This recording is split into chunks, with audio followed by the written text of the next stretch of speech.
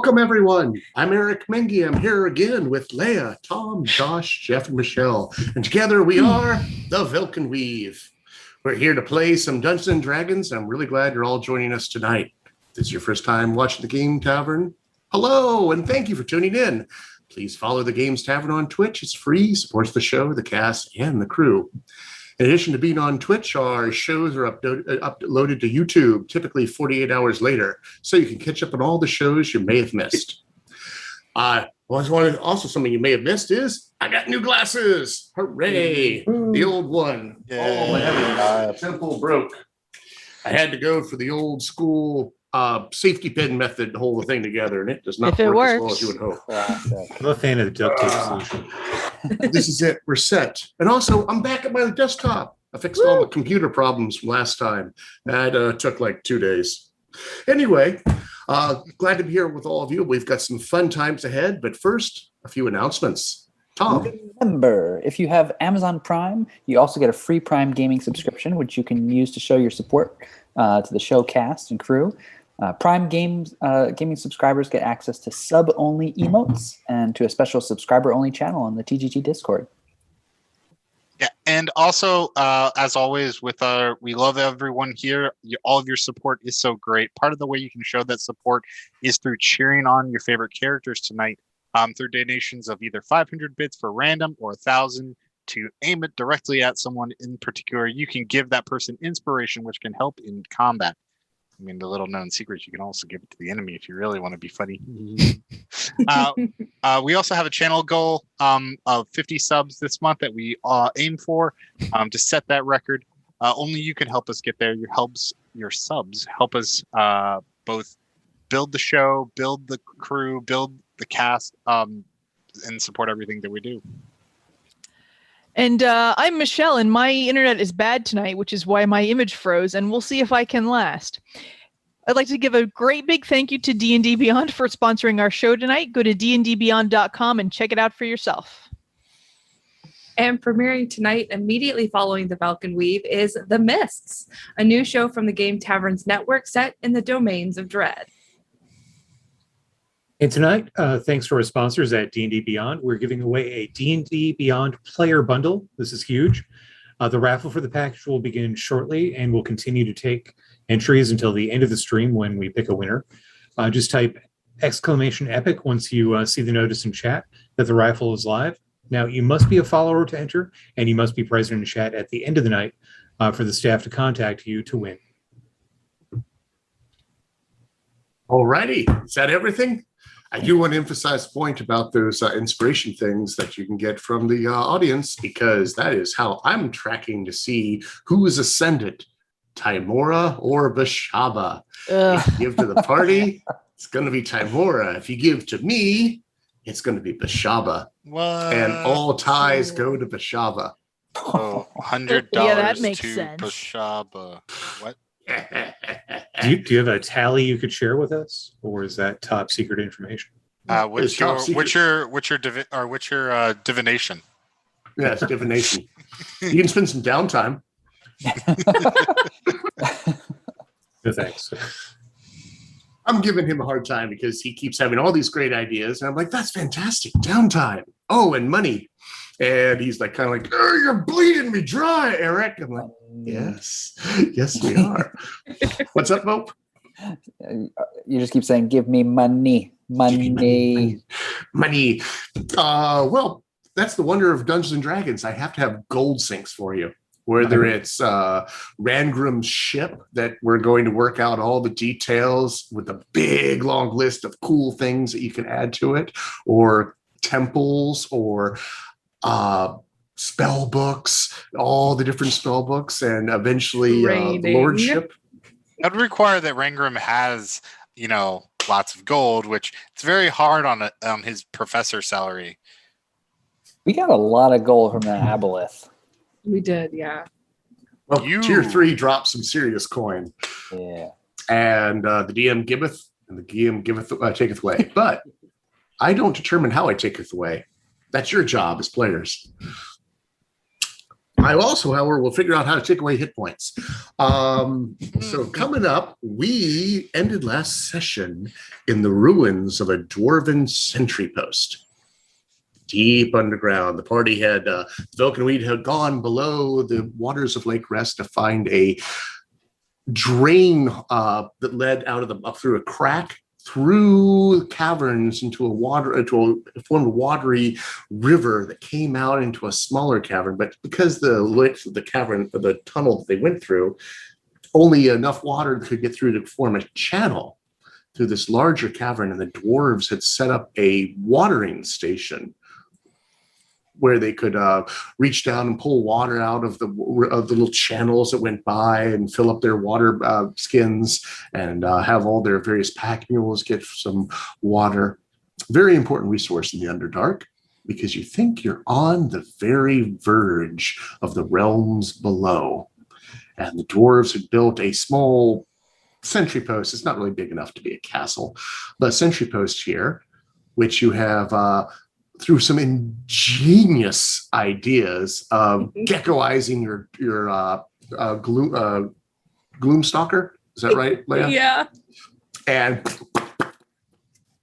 geckoed through the entire place and found that it's a very small locale with one central courtyard with two curtain walls that connected the sides of the cavern. And then there was a plaza in the middle on which there was a ruined statue of some dwarf lord that has been busted beyond recognition. No idea who it possibly could be without some serious study and a lot of archaeological expertise. But who has any of that? You do. Then We'll never know. I have no idea either. On the far side, you notice that the door leading down into the depths, to a tunnel that went down into the depths, that door had been kicked in by giant shoes that just basically went up and went, hi-ya! To the mine. And do that enough time. To the mine, right? There's three ways out. One leads towards the mine, one leads towards a symbol that was marked with a tunnel that was marked with a hearth. Then the third one was going down into the Underdark. And that is the one where the giants came from. And you can still see their skeletal remains all over the courtyard. They're twisted, misformed, shapen, like as if they all had scoliosis, would be if modern terms. Arms are bigger than the other. Oh.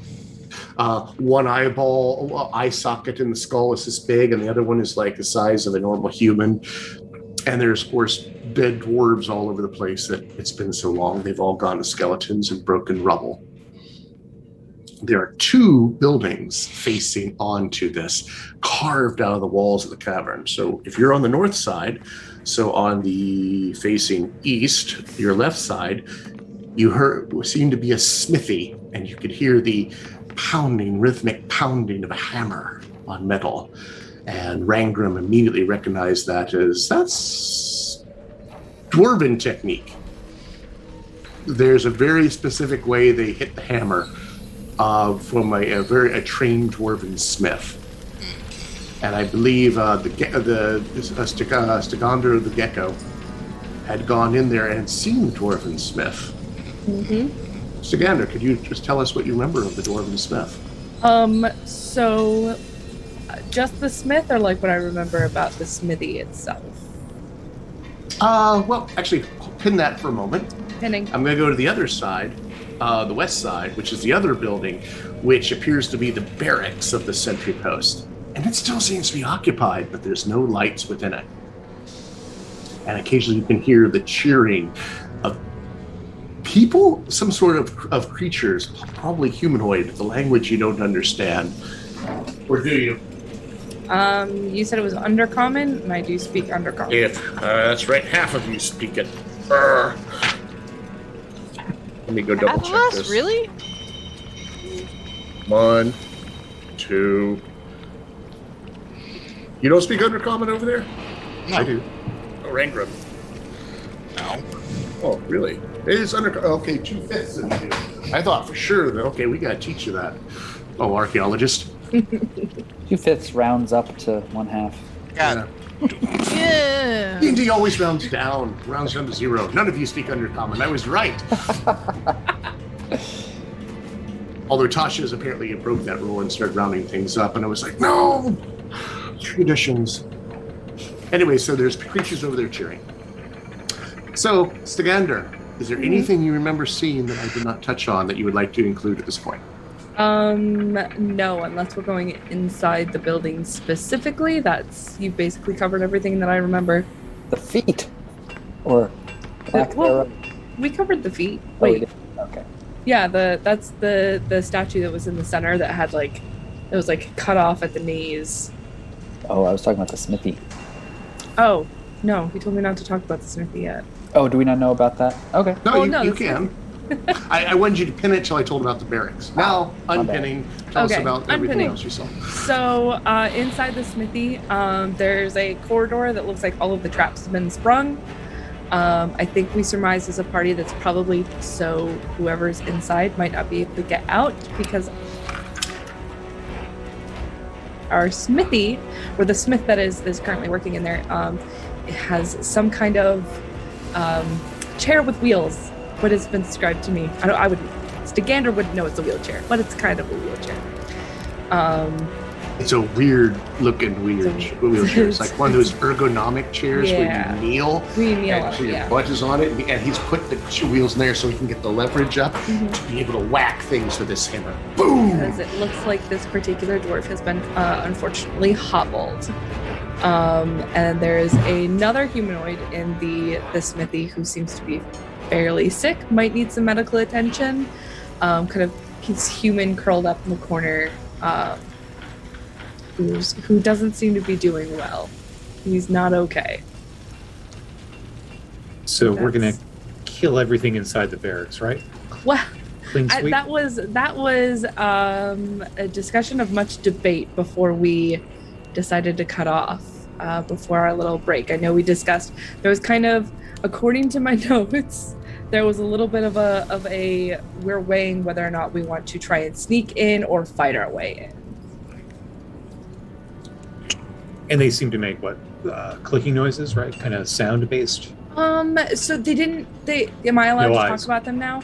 You didn't about anything. The I just wanted to feather the information and finish me up so I can fade out Okay. and hand the floor to you. So yes, so those creatures, they didn't have any eyes, so the skin grew over their eyes. So I think we were discussing that they were maybe sound oriented because they had really large ears as well. Better to hear you, my dear. Better to hear you, my dear. Oh, and close Ba-dum, the bum. base. Ears hang low. Can you toss Fireball? them to and fro? There was discussion of a fireball. Yeah.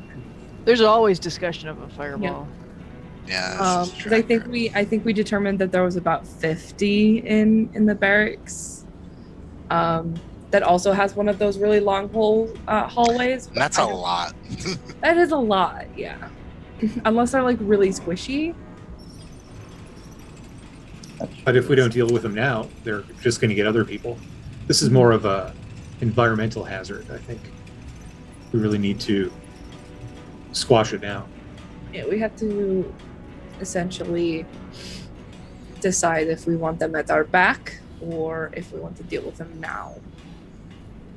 I hate leaving enemies at my back. Mm-hmm. But there's also 50 of them. Yeah, there's that too. Also that.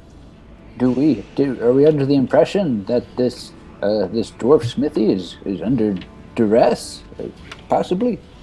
Maybe I would imagine so, but potential ally, I should say. Considering the fact, so from what I remember is the last trap is a pit trap, so the floor falls out, and they actually bent the floor up so it doesn't look like he can't roll off into the pit. Now again, I'm doing all assumptions that means that he's under duress. I think maybe we try to sneak in there and check. All the traps are already sprung. Ooh, I could speak into his mind. Wait, Quentin could do that too, right? Indeed. I just hear. No. Knock, knock. We could do that without revealing our location, and have a conversation, and make him think that, without revealing our position. My concern is if he's like as brainwashed as some of the people we met up in the caverns above. He just sounds the alarm, and then any advantage we have. Yeah, I haven't lived underground for a long time, but there's nothing good that I see coming out of the barracks there. No. There very rarely is. Kill them all, let their gods sort them out. If we can bottleneck them without it affecting If we could us collapse too the much. building on them somehow, but I don't think I have a way of doing that. I was thinking about that. But most these buildings are going to be dwarven make. They're not going to be easily brought down. Mhm. Oh, do you have like an AoE undead spell, something that can bring up a lot of skeletons at once? Ooh. There are a lot of skeletons on the ground. It's like Yeah. Like Look at all this Christmas. raw material. Oh, wait! I thought Look at the bones! Look at giant skeleton. There's dwarven ones, which there's I dwarven think I've seen you ones use. Dwarves and giants. Okay, and giants. Yeah. okay. I don't even say anything. I just start putting dwarven skeletons into my bag. Just, saving this for later. Well, I think we're still standing. Outside. So, from what I remember, what I opened the one door, and we're standing out there. We haven't gone into the courtyard yet because there's that big door that's got like the big crank that's got all the locks that go shoo, shoo, shoo. Putting honored ancestors into your bag? It's Redbird's got Are they feelings. your ancestors? That well, they putting, might be. putting stuff into your bag would require you to go into the courtyard. I Or not. will not do that. And is the door open to go in, or did we not? I haven't. Well, so he said it was a really big door, so I don't think There's two Stigander doors. would be able to. There's the big doors, and then there's a little door inside the big door. Yeah. And you I opened opened- up the big little door to let them in. Yeah, I opened up Okay. the little door to let them in. I don't think I could since it's a big thing. I don't think Stigander. I don't have the I strength. don't think we need to open the big door. No. Well, isn't there's a second door? It's Yeah, that's the one that. Oh, I thought that's the one you opened. There's like a door, a sally port, and then another door. I opened the deadbolt door. There's No, still- there was the sally port, and then there was the massive door. which is what the one door is inside So- of. So DM, what do we need to do to get into the courtyard? So here's your little map here. You can see it. So these are the two big doors, Mhm. and inside the big door they have a little door, Yeah. because it's a pain in the butt to open the big doors every time Okay. one person wants to go in. Yeah. I So they have little door. I was under the impression there was like a door, an entryway, and then a second door. So it's like cargo delivery or personal. Exactly. So she opened the little door. So we have opened Weapons of war. A guy coming back from a midnight rendezvous. Okay. But you've not gone into the courtyard. You haven't passed over the threshold yet. Okay. I'm Right. prepared to drop an area of effect inside the barracks if I can get a line of sight. If we can bottle them up in there, it's going to eat them up for a minute. Well, do we want to try to talk to the other dwarf first? I don't. Okay. No. I would, but I respect the will of the party. And I kind of want to check on them first, but I understand where Quentin is coming from. That's right. I felt like a mental probe might be, it doesn't really, he doesn't know. We could be in another plane. We could be a god. We could be anything. Oh, I meant to ask another question. The barracks, did it have another way to get in or out, or is it just that hallway? Looking into it, you see just that one door. Mhm. Although there's no windows on the bottom floor. Mhm. There are windows on the second floor, and they're Yeah. the narrow ones, kind of wider than they are taller, because dwarves prefer crossbows. Mhm.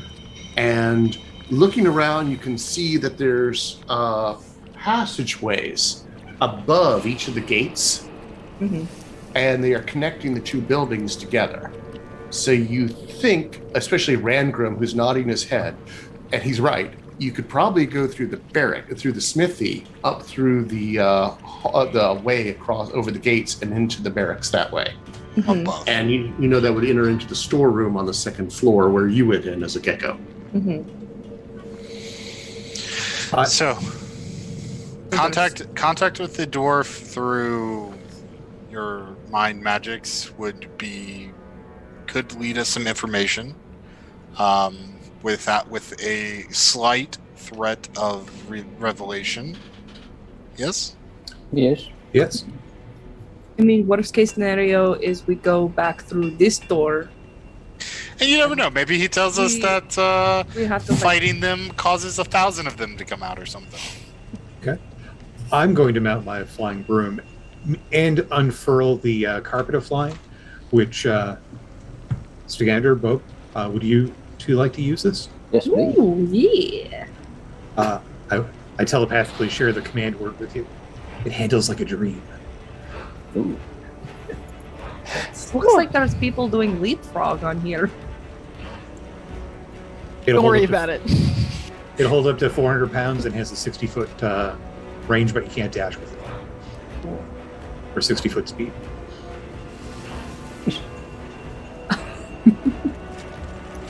Now you can't fly over the wall, by the way. The wall goes all the way to the ceiling of the cavern. Dwarves are smart. I think if we go inside, I think if we're talking about going inside and flying up, so we're in that little. I just wanted the maneuverability. Okay, because you cannot fit unless you use magic or diminution or gaseous form. You're not going to be able to fit through the or gecko. You can't get through the arrow slits. Gecko wins everything. Yeah. Rock, paper, gecko. You could line of sight through the arrow slit into the barracks, right? Mm-hmm. They'll put you in on the storeroom. And Stigander was through and realized that most of the second floor was storage. Because dwarves always flip up ways. Their basements are in their attics, and their bedrooms are further in the ground, below the main living room. The penthouse is all the way at the bottom. Mm-hmm. While we're talking about this, can I ritually cast Detect Magic? Yes, it's been about 10 minutes. Just want to inspect for any sort of magical, triggers, traps as we're Shenanigans. proceeding, at least for the next little while. Alarm Nothing. spells. And then Alarm spells. You don't tell alarm spells. You do notice there is a faint transmutation aura in the mortar of the rock face. So it's likely that the dwarves put some sort of runes into their stonework, in order to strengthen it, to keep it from falling down. It looks like bolstering magic to you. Hardy step. Because they, unfortunately, it wasn't enough for them for giant feet, repeated giant feet. Rangrim's got the same stuff on his thighs.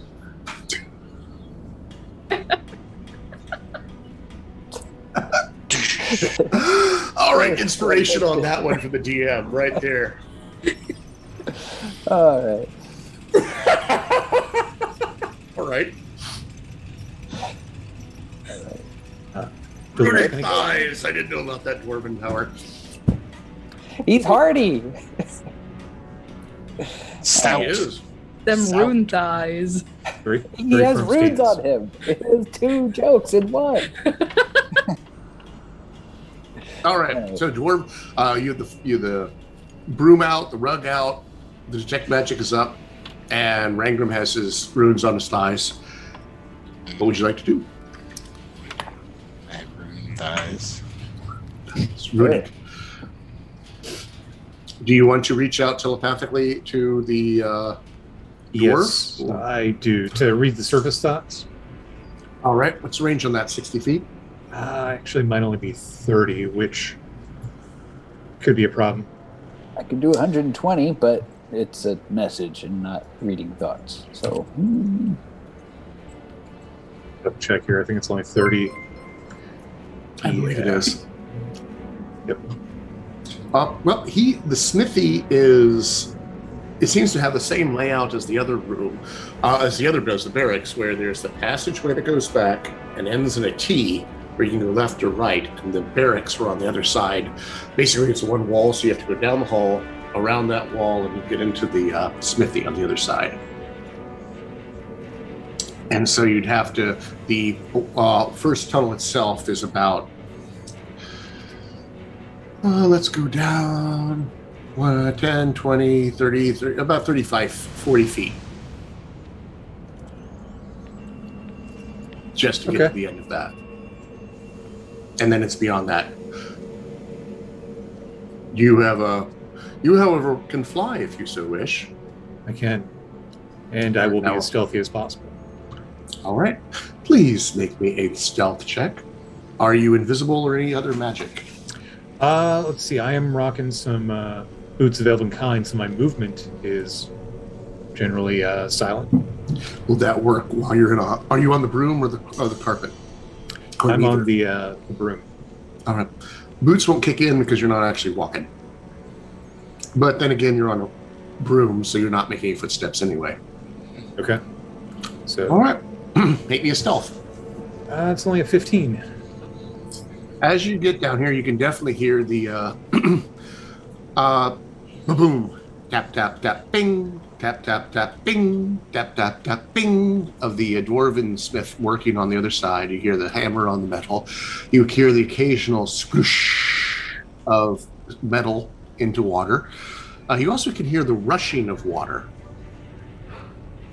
It sounds a whole lot like what you heard back out the way where that channel was coming out of the rock, flowing through the bar of the cavern that they've done up their water contraption. You hear fast flowing water in there, and you hear a dwarf grumbling to himself. Another round. Yeah, gotta do another round of it. All right, back in you go. And you hear the sound of hissing. And then you hear the squeaking of wheels, and then the pounding of hammers again.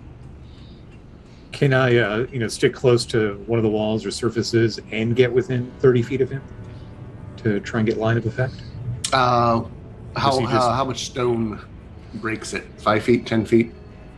Yeah, it's pretty much got to be a straight shot.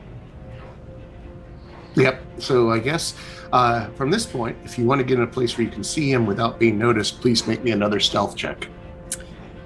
I think I'm just going to lie about what I found instead. So I'll say I'll come back to him and give him the story. Okay. All right. Quentin comes back. Look, I'm fairly certain he's insane. I'm just getting a bunch of incoherent thoughts, and there's a real threat inside those barracks. Okay. Well, it was worth trying, at least.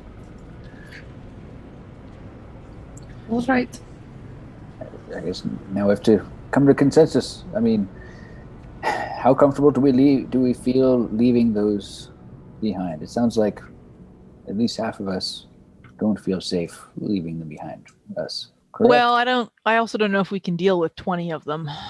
50 of them. 50, even better. So maybe just our best answer is to stealth over and try not to engage them. I mean, deal 50 of them now and be able to flee back into the water chamber that we entered in and kind of deal with them there, or have them to our backs as we go down a tunnel. I mean, I don't know if we're actually going to be able to use the same way we came in to get out. The current was pretty strong. Yeah, no, well, that is not going to be our way out. I'm just saying, choose our battlefield, No, I'm not disagreeing with that. I'm just saying that, like, it's not going to be one of those things where it's like we either deal with them now or we deal with them later. I don't know if we'll be coming back here. Because there's no getting back out through that crevasse. I guess the thought is if we go forward and make some sort of hubbub, they could then be coming behind us. Theoretically, or we just make sure not to make a bub. I do have a spell that might make us a little more stealthy. as long as we stay pretty close together. Yeah, as a party, we can keep pretty quiet. Might be a good idea to save our resources then. Okay. Mhm. Should we try to get past? What if there's dwarven treasure in there leaving behind? Think about all of the artifacts that could still be here at the sentry outpost. If you want to fight all 50 of them by yourself, you go right ahead. As much as I would, this sentry post probably doesn't have too many artifacts that compared to something deeper. Fair point. And ultimately, we're not even really here for the treasure. We're looking for Dita Tobias. Yeah, Speaking of treasure, I those guys. would like to collect some of the skeletons.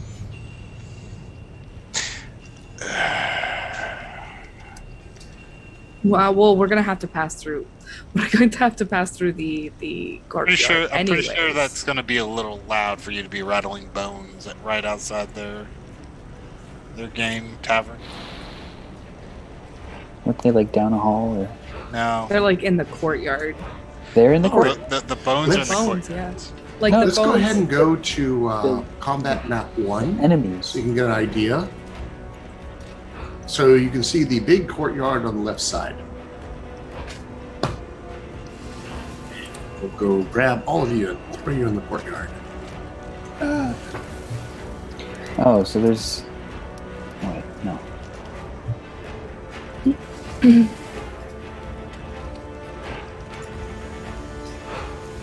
And So then, I did not put on the smithy, which is on the left side.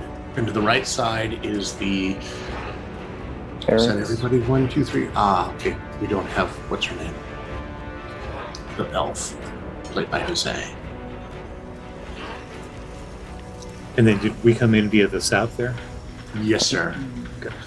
And you can see there is the arch to the top, to the east side.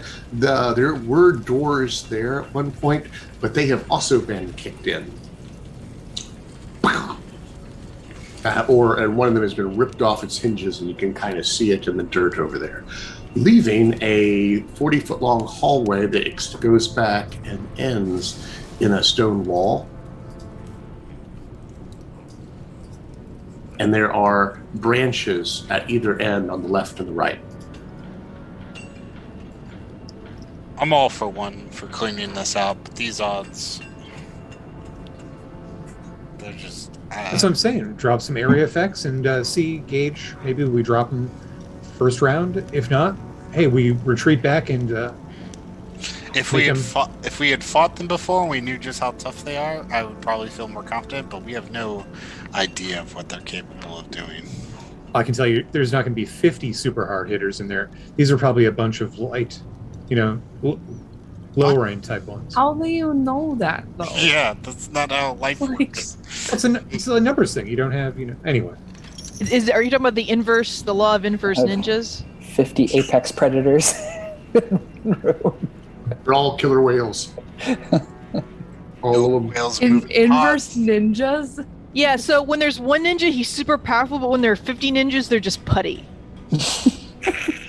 That's true. That's how it works in Waterdeep, Yeah. And the more ninjas you kill, the more powerful the remaining ninjas are. Until I when see you, get you to and the I last ninja. are pulling from the same source material. Mhm. You can see it in the Loki. The more of the Tiberians keepers there are there, the junkier there are. But if there's only one, she's a badass. Especially if she has a name like Renslayer. So we can have it both ways. We can kill a lot of little mooks and then fight the big one that's survives. If that's how this works, which that is a big if. Really I'm willing big to if. take that risk. Think about the dwarves that died here and I what think they you're do. the only one who wants to take that risk. Are we not adventurers? Is this not why we do this? Look, Tiamat was big and bad, and we didn't say, hey, we're going home. We fought. I mean, yeah. This isn't worse than Tiamat. Fair. We're big damn heroes, okay?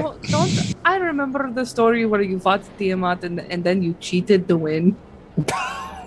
Whoa. That's called winning at life. It's not No cheating. holds barred. Yeah, I was like, this isn't a game. There's no cheating. Well, you didn't fight her to death. Hey, there's still an El Surveil, right? You're welcome.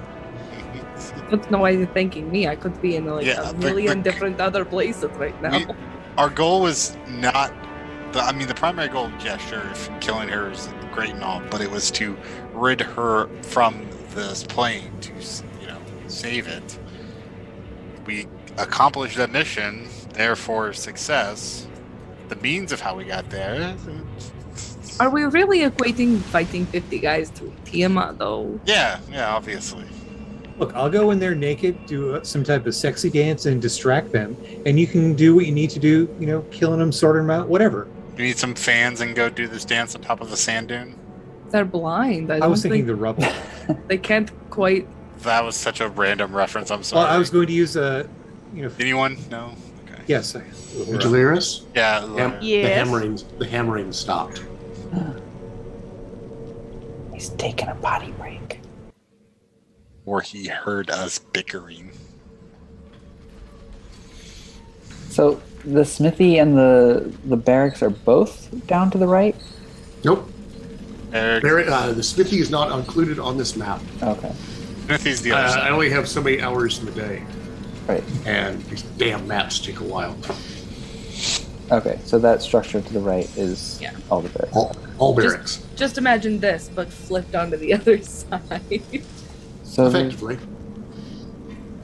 So there is a good bottleneck if we want to throw some, large damage, and then just they've got to that like hallway, but then they also have the overhang.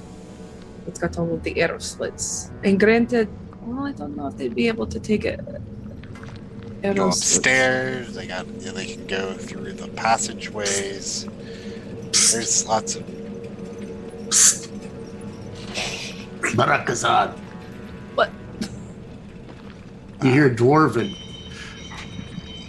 coming from the smithy. Or reply. I guess. Barakazad. I'll look over. That will. I guess you can come out. Walk over. You don't see it. Oh. You don't see anyone outside. But you could hear a voice coming at you from across the courtyard. I will give the appropriate response. It's pretty much is strength of stone. Dwarven greeting. Don't stand out there like a bunch of ninnies. Get in here. Well, I guess That that solves answers that. problem. Yeah. Quentin, are you sure you didn't talk to the one that was like... I probably did. I didn't have a good line of sight. I was trying to stay hidden. And you hear a squeaking of wheel. The sound seems to be coming from one of the sides of the entranceway where there's a statue. Like a speaker. Yeah, there seems to be like the dwarves are like, and the way the mouth is shaped is kind of acts as a amplifier. It's like a, hey guys, for whoever's on the inside. Well, that solves that for me. I'm headed over to the dwarf. Same? Yep. Yeah. I'll follow Rangrim.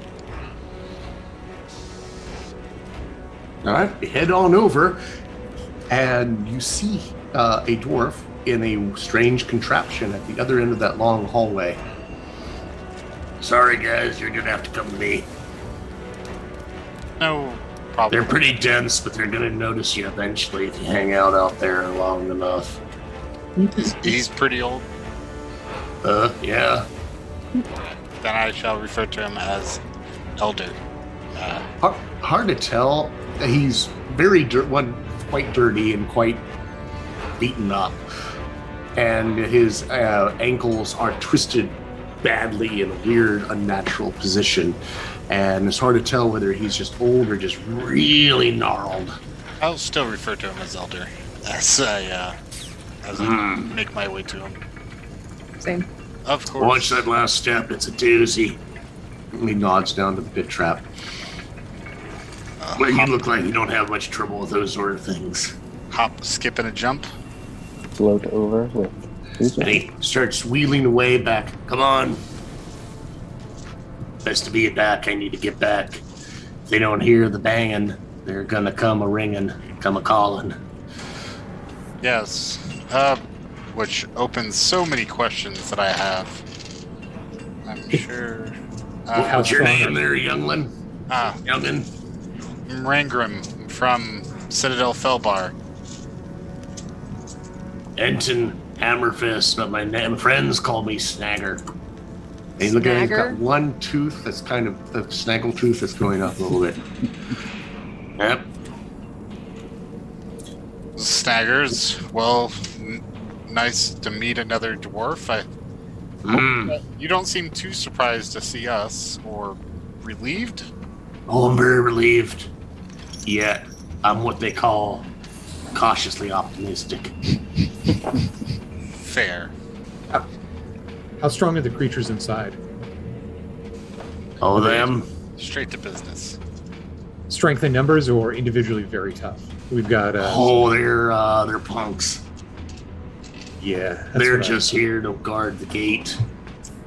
To keep all of the ones like him, and he gestures to the human over in the corner who's all cowering.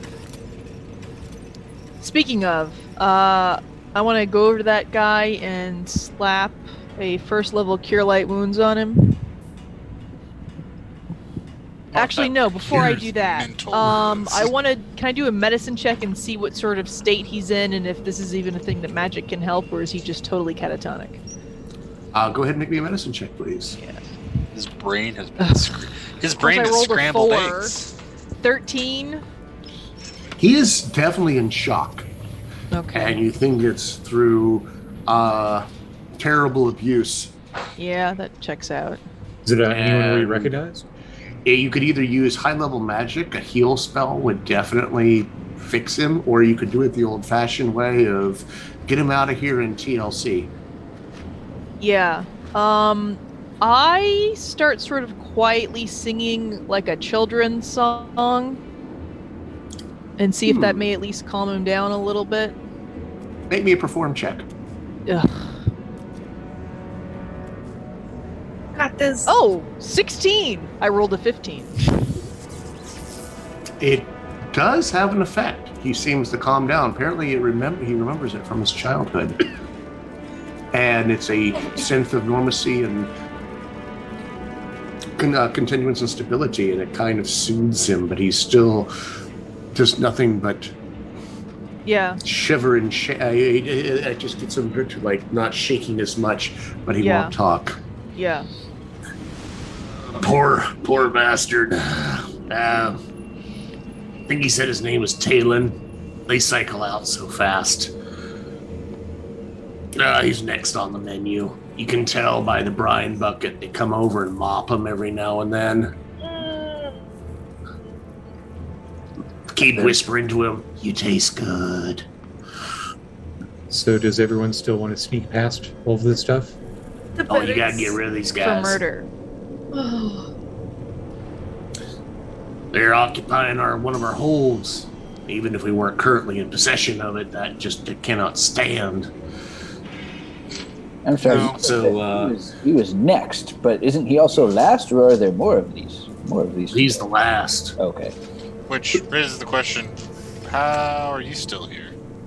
I make the shackles. I see. They can't. The goons aren't really all that good at smithing, so they keep me around. Kept running away, so they fixed that too. Sounds rather intelligent for a bunch of goons. Well, they got one war chief who hears whispers from beyond. Uh-huh. I'm assuming he's in there too? Oh yeah. And who's And in also possession? they get Who's in possession of your dwarf hold? goons called Grimlocks. Like, there's a lot of them. They like to swarm. Individually, they're punks, but they come in numbers. A lot of numbers. Like wolves. Also, We're gonna get visitors here probably soon. Visitors, how? With more captives. This Oh, is a From collection above? point. Yes. Yeah, you're not gonna have to worry about that. Okay, I'm glad to hear that, but there's a lot that are coming in from different directions. Now there's more directions. Mm-hmm. Some come in from the cave over there that has the gemstone on it. They're always brought in by bats. Giant bats. And the other side, the one that has the hearth, they get companies come in. I think they're bandits, but there's one of them who's a follower of the Dark Sun. It's the dark side. Black Sun? Cyric. All right, Cyric. Look it up when you get topside. He's a messed up dude. Look over at the Delirious. Any idea? Or do- About Cyric. If you want to, you can make me a religion check. Anyone can. yeah, I'll try that. 14. 18. I'm not allowed to roll well for things I'm actually trained in. Delirious would definitely know who Cyric is. Cyric is the Prince of Lies and the God of Lies and Deception, that ilk.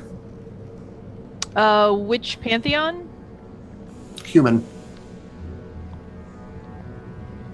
Okay. He's a new god. You remember that much. He arose during the time of troubles. He murdered Mhm. Mistra. Yes. So he isn't a kind person. Oh, he's bad. Yeah. Kind of insane. Let's see. Whatever the information can I give to Stagander. He definitely deal.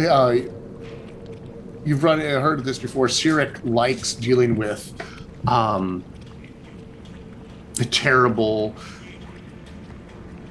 aspect, the terrible members of society, like bandits and assassins, murderers, deceivers. They seem to flock to his cause. Mm-hmm. And the homicidally, he seems to inspire homicidal insanity in people. Super. This is why we don't have an All Faiths temple. Yeah. But mostly it's lies and deception is his big thing. He used to have more, but he used to be both Merkul, Baal, and Bane all in one. Oh. And those have been stripped away from him one by one by one. And now he's just lies and deception at this point, which was, I believe, part of... Bane? Nah, maybe Baal. He is a shadow of his former self. I hate lies and deception with my core. I just look at you. I don't believe you. I feel like we all give him the same look. Just a slow pan as we all look at So, it. Yup. so every couple of days they bring another group through. Either one or the other comes in. They say, here, I have to get the shackles and the chains ready for them. If not, they hurt me again. And you said they're due soon? Like, soon as in 20 minutes? Or soon as in I a have day? no idea. There's no set. I think it's whenever they get a shipment together. Alright, then. Well, let's go. And then they're kept here out in the courtyard until such time as the caravan arrives from down below. That's when you get all the gogglers showing up. Gogglers? Fish folk. Oh, we took out one of their desks. Or what are They're like little humanoid fish guys. Walk around with both legs. Tell you what, if you get back to hammering, we'll do our hammering next. Ding, ding, ding. Well, don't sell those the fishy guys short. They're much tougher than the eyeless gooks across the way. It's the although we might want to be scarce by the time that the mind flayers show up with the gogglers. Yeah, probably. Mm-hmm. All right. But I got a way out of here, but I can't use it myself. If you can wipe that nest out and take me with you, I'll show you how to go. I don't want to be here anymore. Eventually, you're going to kill me and eat me. There's a path from here over without going back to the courtyard, yeah? Mm-hmm. I can't do it. But if you go up the stairs, I'll take you across and over top the gates and then take you into the second floor or the storeroom above the barracks. Might be a good way to bottleneck them that way. Perhaps now would be the time for that stealth. Mm-hmm.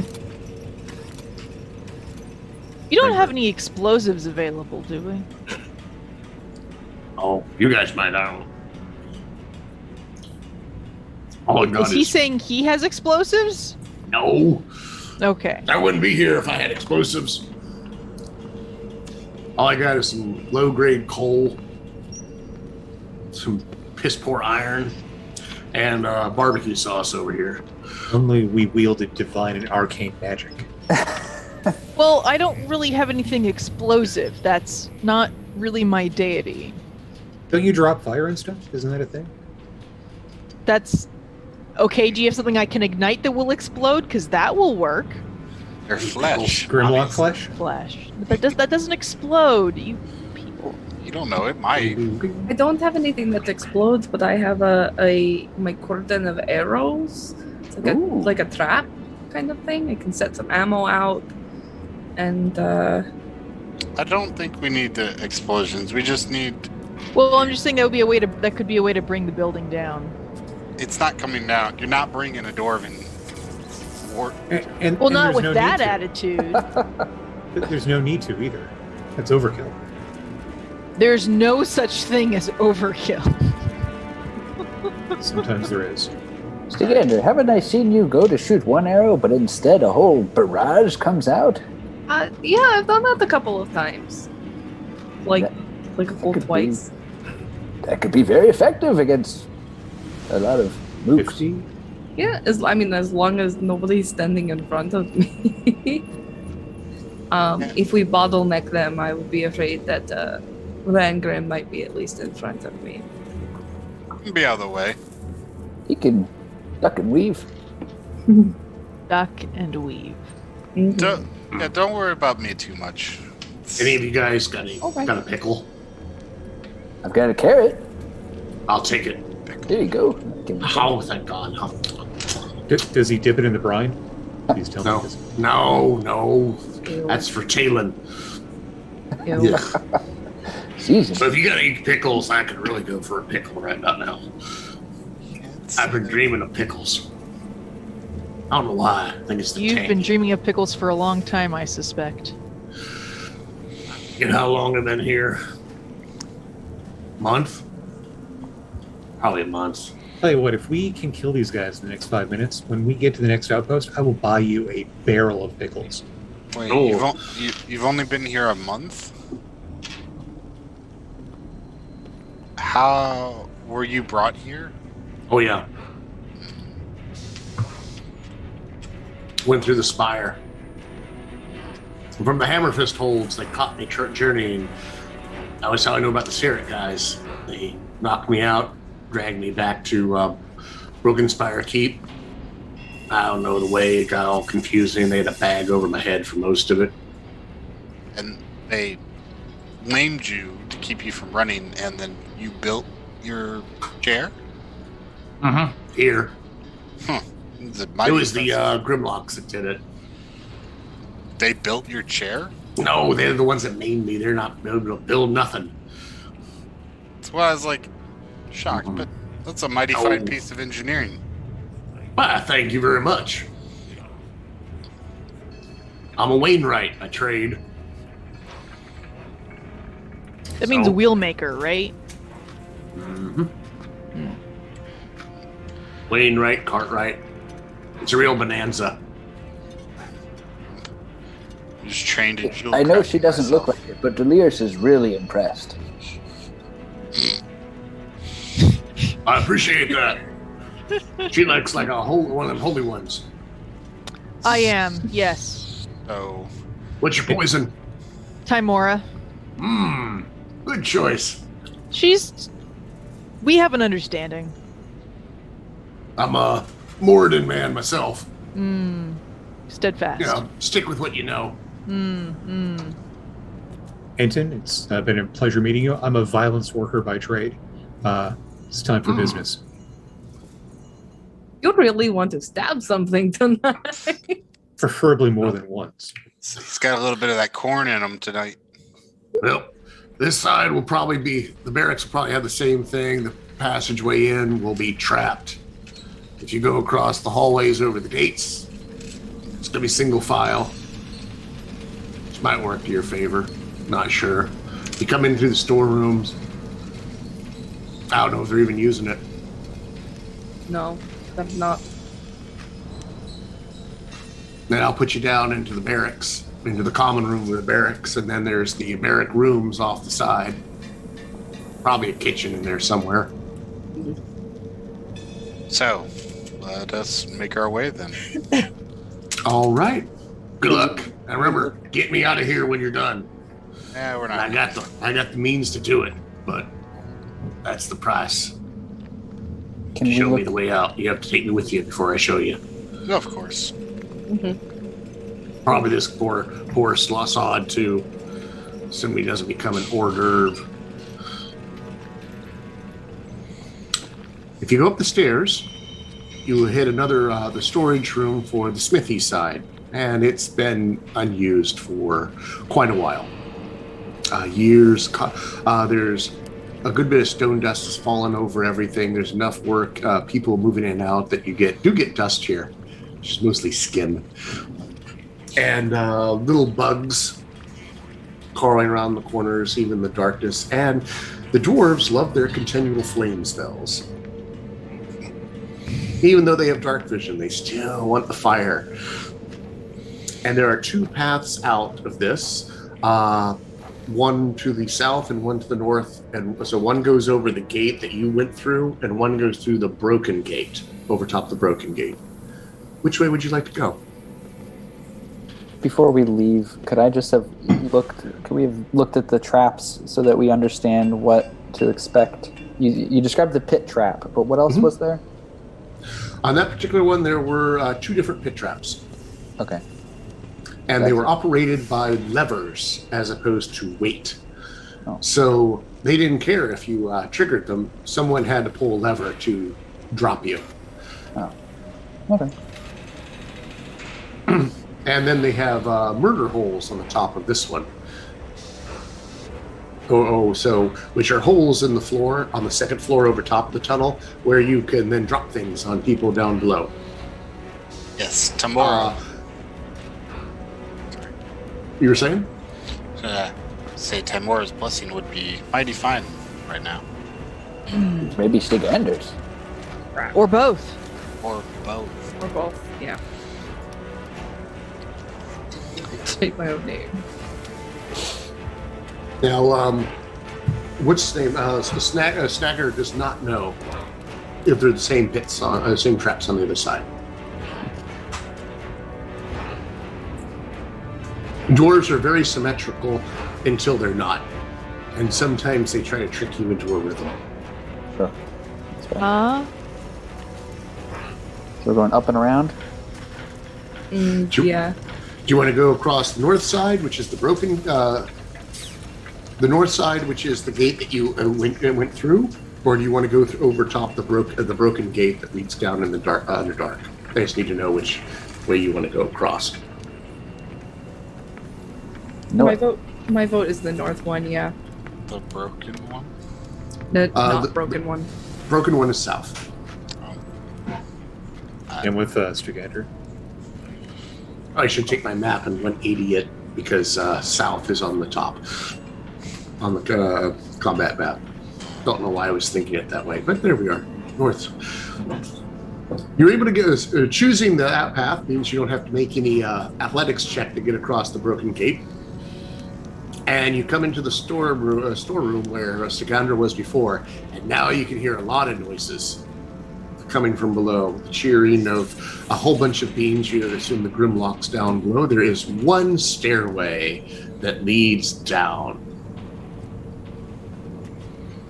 And I'm looking down it. You see, let's see here. Let's get rid of a couple things for you. You are coming in through that door. Boop. And so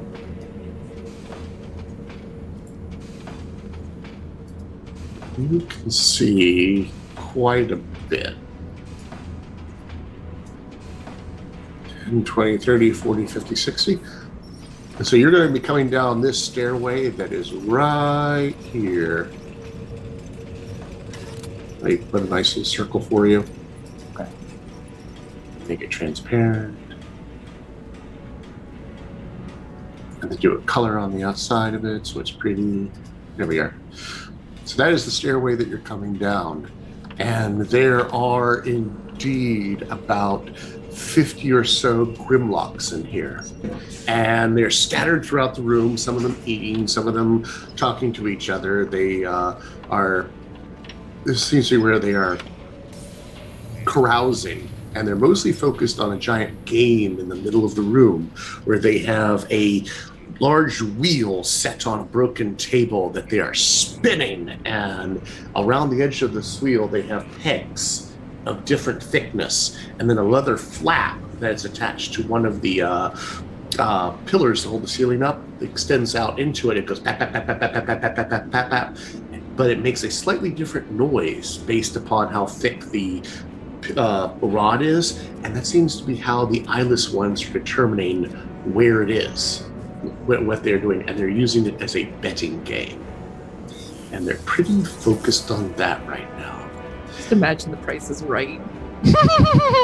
It's the wheel of misfortune. But while I set this up for our next group, I think for our combat, I think this might be a good place for us to take a quick break while I get all the pieces out. And so don't everyone in the audience, please don't forget to ask character questions by typing in "question" in all caps, followed by your question of which character is directed to. We'll answer up to 3. And if I don't get enough, I'm going to pose a question to the rest of this group, which is, we had a great theological discussion about gods and source of divine power in the realms, and I want to hear more about this, and we'll follow up on that. So, you know, as we are going to be coming back soon, don't forget about that we have a Games Tavern Patreon that you should, if you haven't already, check it out. It's another great way to show that support for the show, perhaps one of the best. You can go to patreon.com/thegamestavern, all one word. You can get your hands on some of our interesting content, a great content that's kept beyond just the shows that you see here. You got stuff like the paint plans from the Minis Paint Show, some of the battle maps that we've used over the 3 seasons now, plug-in encounters, and different written up things that have been created for our shows that you can find there on our Patreon. So please check it out. And remember, when we reach 500 bits, we award random inspiration to a character. If you cheer 1,000 bits, you get to pick which character or DM gets the inspiration. So we have a channel goal of 50 subs this month for a new record, and we just hit 17 subs for the month. So thank you for the new subs. And as a reminder, we will be giving away, we do have a giveaway tonight. So type !epic in Twitch chat to enter to win a player's bundle from D&D Beyond. And we'll be right back in just a few short minutes. All right, see you then.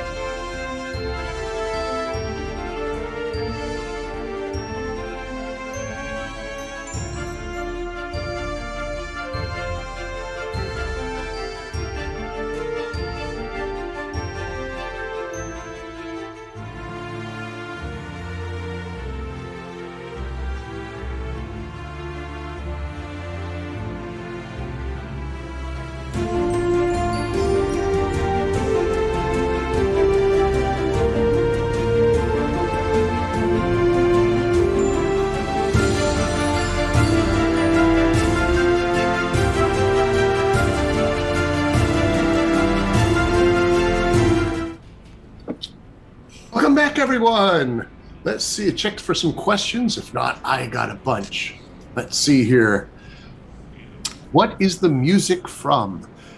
That is a question I don't know. I will have to defer that to our tech department. Hooray. Probably tabletopaudio.com.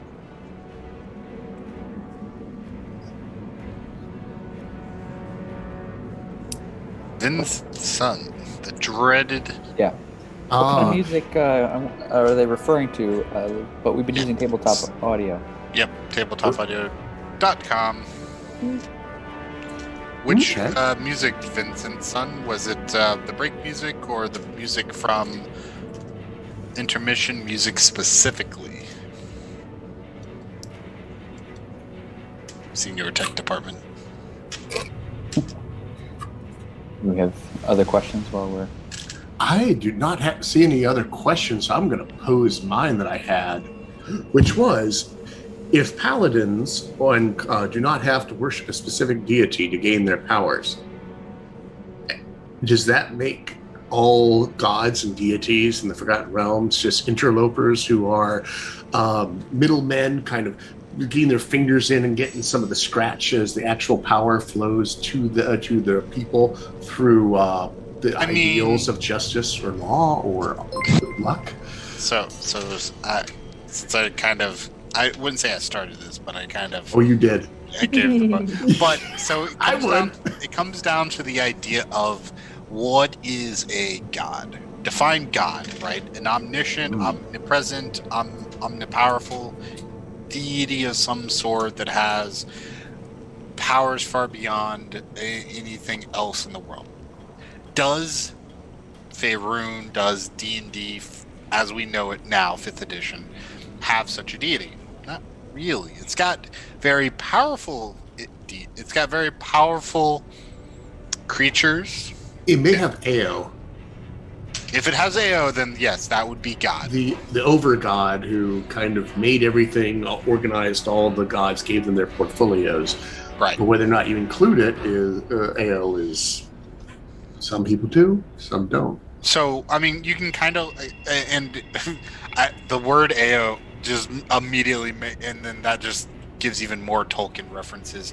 But I mean, Tolkien is a very good reference in this case, in that you've got the overpowering god, you've got the one above that then had the Maiar, not the Maiar, Valar. Valar. Were the Ainur at the time, and they became the Ainur became the Valar and the Maiar. But reaching back in my forgotten my Tolkien lore. Right, but those aren't gods, but they have, for all intents and purposes, may have powers similar to gods. If you go back to First Age Tolkien, those deities, when they're walking Middle Earth, for all intents and purposes, are gods. Gods walking amongst mortal, or not mortal, but elves and the land. Mm-hmm. It's not much different in D&D in 5th edition with the changes that they did to be a bit more to pull out of that whole and it's just where society is now. That yes, for all intents and purposes, they are just very powerful beings, but not gods per se anymore. I guess it would depend how you define God. Yeah. Or a gods in this instance, like were Greek gods? Are they similar to Greek gods? Are they similar to Japanese style gods? Native American spirits? It's how you want to draw the folklore, because we do know. Greek gods, I don't think would be a good parallel, because I mean you could draw a parallel to them too, because for all intents and purposes they were still killable. They're still not omniscient, not omnipowerful, not everywhere. So it's the same thing with Norse gods. Like Norse gods, in all of the lore for Norse gods, they are like super powerful mortals. They have flaws. There are things that are wrong with them. Their theology isn't perfect. I think there's only one way to put all this to test, and we try to kill Bashaba. Okay? That's the only way. I don't think that's a good idea. Mistra's already died. Several gods have already died in this setting already as it exists in 5th edition. They just kind of maybe got brought back. But that's besides the point. Gods have already been killed off and brought back. Quentin's child? For all intents and purposes, yes. And I would say, and that kind of leads credence to why the Paladin, who has supreme belief in a certain something, can gain powers from that, because it's not just a god, as we know, as D&D points at them, that is powering them anymore. It is some power beyond the gods that empowers them too, because they have to get their powers from somewhere. Maybe the gods are also drawing their power from, whatever tenants belong in their domain. And that's how they sort of became gods. You could not you, Rangrim, but, our paladin Renian could well be on his way to godhood as we speak. Oh man, that's back to the old box sets. Where you could actually go on that line and become god at some point. I mean, the one that tricked the lie god was a mortal person that became a god. Not Mistra, but the other one, the other god. Midnight. Yeah. Midnight, who became Mistra, kind of, sort of. Yeah. And also Kellumbor. It was weird. That period was weird. We don't think about it. It's like Camelot. You don't go there. It's a silly place. Speaking of not going there, or it's a silly place, a whole bunch of Grimlocks are playing Wheel of Misfortune, turn, turn, turn, in the middle of the barracks room. We have the map. Oh man, I miss Minnie so much. So, you guys, they have not noticed you yet, thanks to your your stealth and your. By the way, you were casting your Pass Without a Trace to Gander. I wasn't 100% sure if that's what we decided, but yes, I will have done that. Good, because I will not. There's no way they can beat your stealth check with that up. Okay. However, I will caution you that they don't have eyes. So whatever they're using to detect you, it's not through sight. But your magic scrambles all that, and they haven't noticed you. So you may arrange yourself in the order that you want on the table. Now, you will have a surprise round.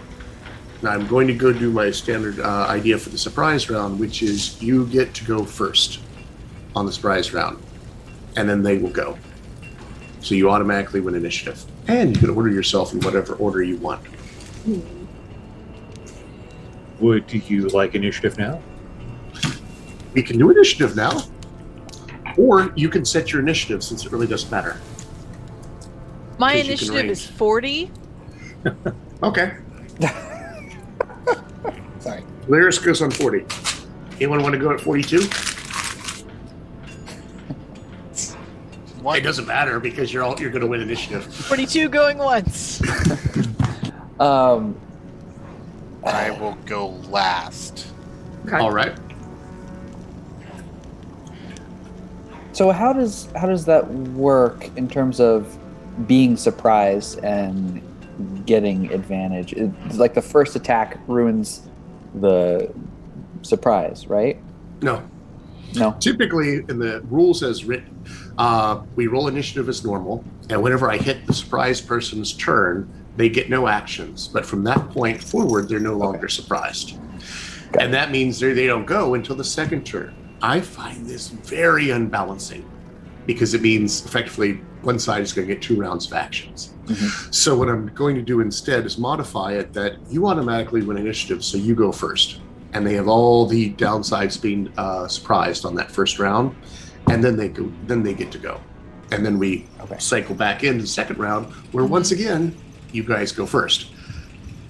I'm just trying to break up that 2 rounds of actions because that means I have nobody left. Yeah. And I'm a sad DM. I'll draw an eye to your drop right there. So what? But I'm just gonna say, open it up to any sort of planning. Everybody knows what Bope is gonna do. What are other people want to do? I have my big thing to do, but I'll probably be kind of useless after that. I Dropping was it. just gonna shoot a bunch of arrows. If it ain't broke, Don't fix it. my recommendation was let Stagander go after all the boom spells drop, so you can pick off anyone who manages to yeah. survive All right. somehow. Yeah. I'm So dropping then- a 30-foot radius sickening radiance. So it should hit everything in the room, and it'll be up for a minute. So I think then if Rangrim is going last, I guess I'll go second to last. Let all of the spellcasters do their thing. And then Mm-hmm. I'll pick off from there, and then Rangrim can just slaughter everyone from there. Lyris and Bope. What would you like to do? Yeah, I will toss a fireball. It's hard to say whether the very middle versus one of the corners would get the best. I made my little circle here. Maybe Go I'll ahead do and the make- corner.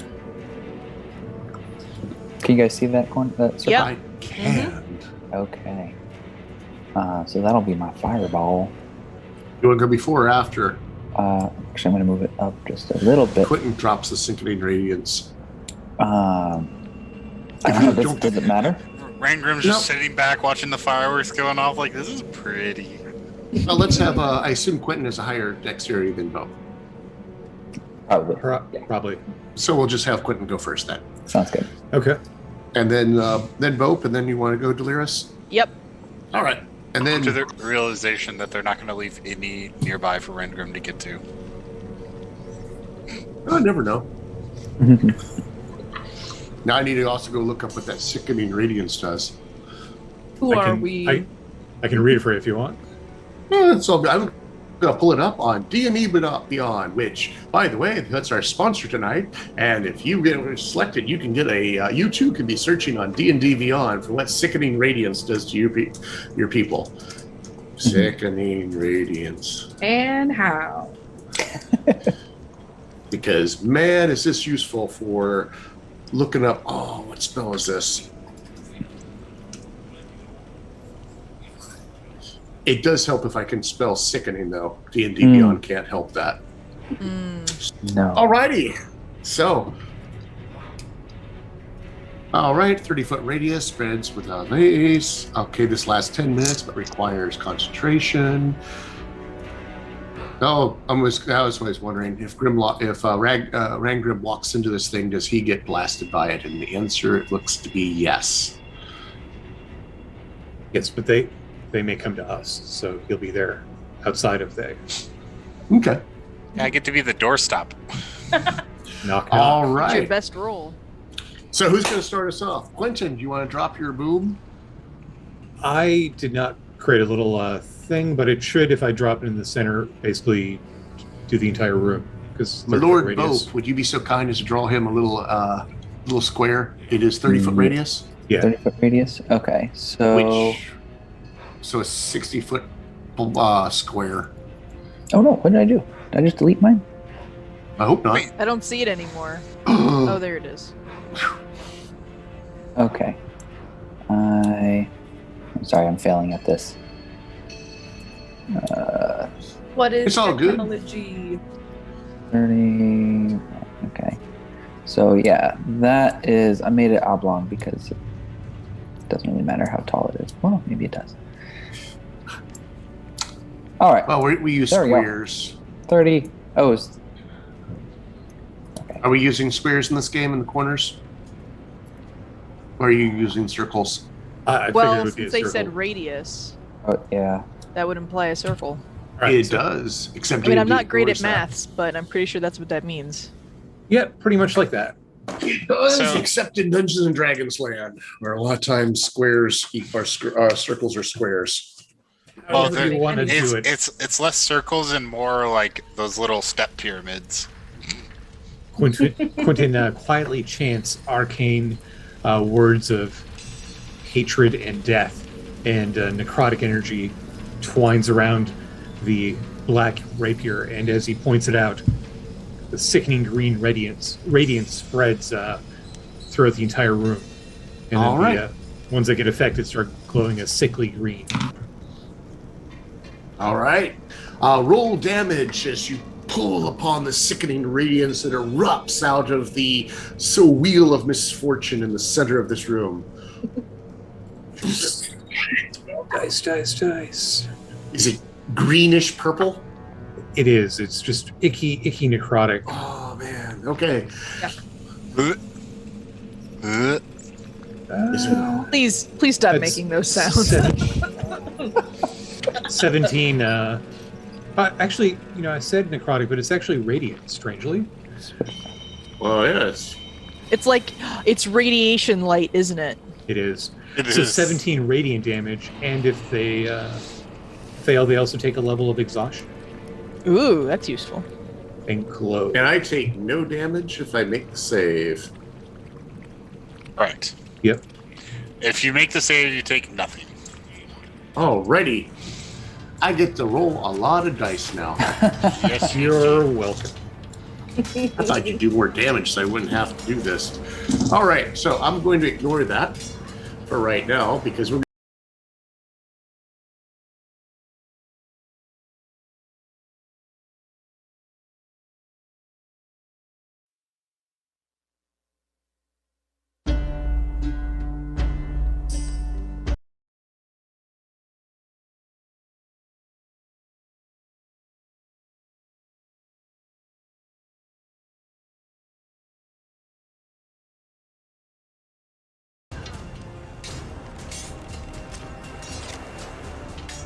no worries.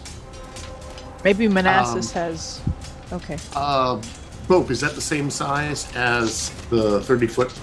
It is the not. fireball? It's a It is 20-foot slightly radius. I can... Let me see if I can... My circle's still there. If I can just click on it. No.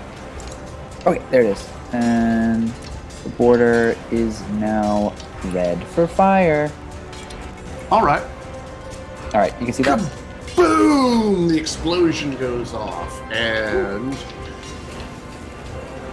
Oh, some of the second radiance got on me. Oh, PC 17. Oh, 34 points of fire damage. all right. It does not matter if I make my save. Huzzah! And this save saves Wow. from having to make a lot of sickening Sickening radiant radiance. saves. Nice. I also am going to do some damage, but there's a save involved with mine. Tom, could you grab all of all the Grimlocks underneath of your circle and kick them over to the side? All right. You don't have to. Please don't delete them. I might need to reuse, recycle. Ooh. Grimlocks scream in agony. Delirious. Benevolent Timora, who abhors cruelty, show them the sun. And I cast Dawn, Nice. I'm gonna move. which I suspect will be especially painful to them. So that's a DC 19 con save. Same radius as the sickening radiance, so that's Oh, wow. the same circle. Sorry, I had to move it to move. All right. Can you tell me what your damage is?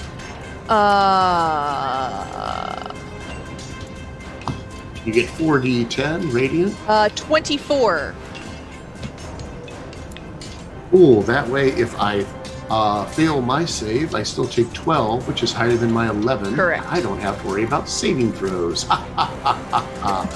And so you just blew the whole room clean? I guess I did. If you, actually, if we put the put that circle back. Yeah, sorry. So everybody but so just we'll clear out everybody but the ones in the corner. That was a spell slot well spent. And I unfortunately messed up. Sorry, guys. Alrighty. Boom! I believe I got 1, 2, 3, 4, 5, 6 that survived in the corner. Oh, joy. Oh, and the dawn stays there, so it doesn't go away. So does Sickening Radiance. Mm-hmm. Sagander. Yeah. So I'm gonna hit some guys. I'm gonna remember how to ranger. We're gonna start with. Pull out your energy bow. Yeah, I'm gonna be pulling out my crazy bow, and I guess I'll start with the one on the bottom there. I'm assuming because it's the ones in the back that are left. Yep, the ones against the far wall. Okay. So I'm Survive. just gonna start from like the bottom and work my way up. We have to move. I think we have to move that in order to move it. All Yeah. the guys. Yeah. So will a 15 hit? 15 will hit. All right, cool. So that is 8.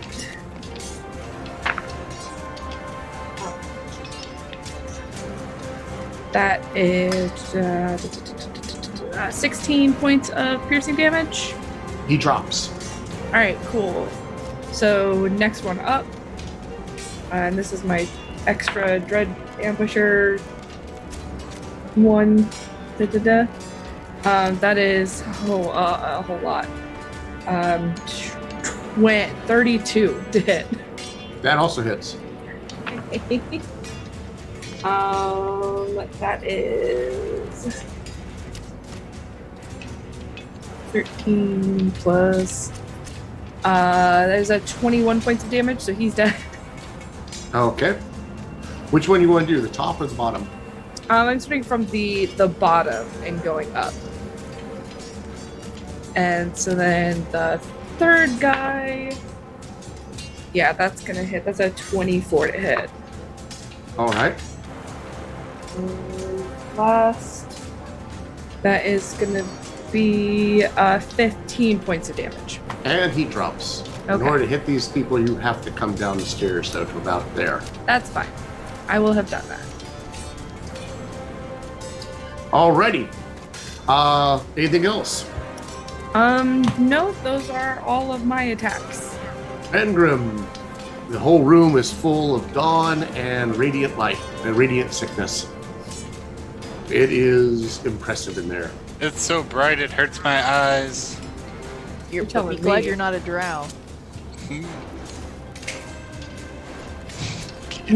Oh, speaking of which, Oh, She's right. not standing in the sunlight, though. I there's am- this sunlight. It doesn't matter. I'm wearing cool sunglasses. You guys don't even know. Oh. Were you wearing those? Okay, I'll let you put those on because you were Underdark. Were you wearing them? Probably got like them in my jacket or something. Okay, yeah. Shades go on. Okay.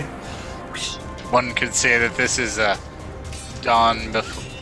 I don't know any ones. Good try. I know. I know. Dead before dawn.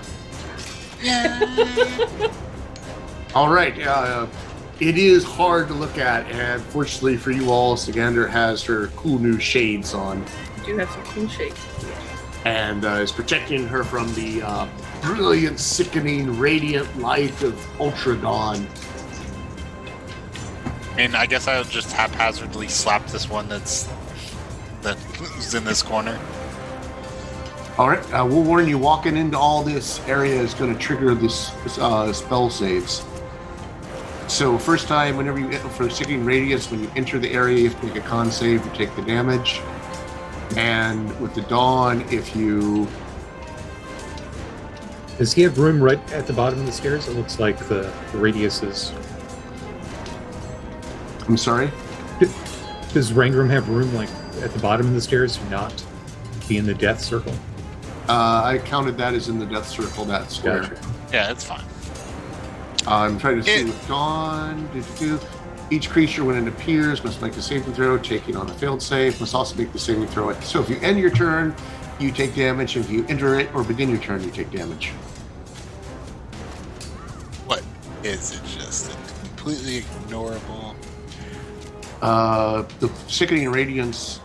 Once you enter it, you have to make the save. Dawn, But as long as you don't Dawn's end there, you can ignore it. As long as you. I boogie out. guess I just sit here and wait because Dawn's nothing to f with. Nope.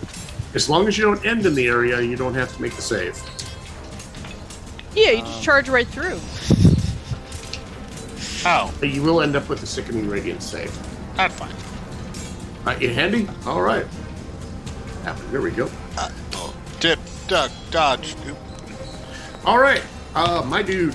I finally get to go. We're no longer surprised. I'm gonna like make my way over here.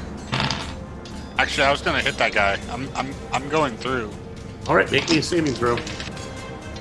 This is Constitution saving throw versus radiant damage. Yeah, 18 on my save. All right, you ignore the sickening radiance Nice. as quenching stuff is just not badass enough for you. It's fine. And I get a nat 20. All right, And you you hit him. hit? Does he just explode? I don't think. I don't know. He has 11 hit points. I will use. My minimum damage is more than 11 with a crit.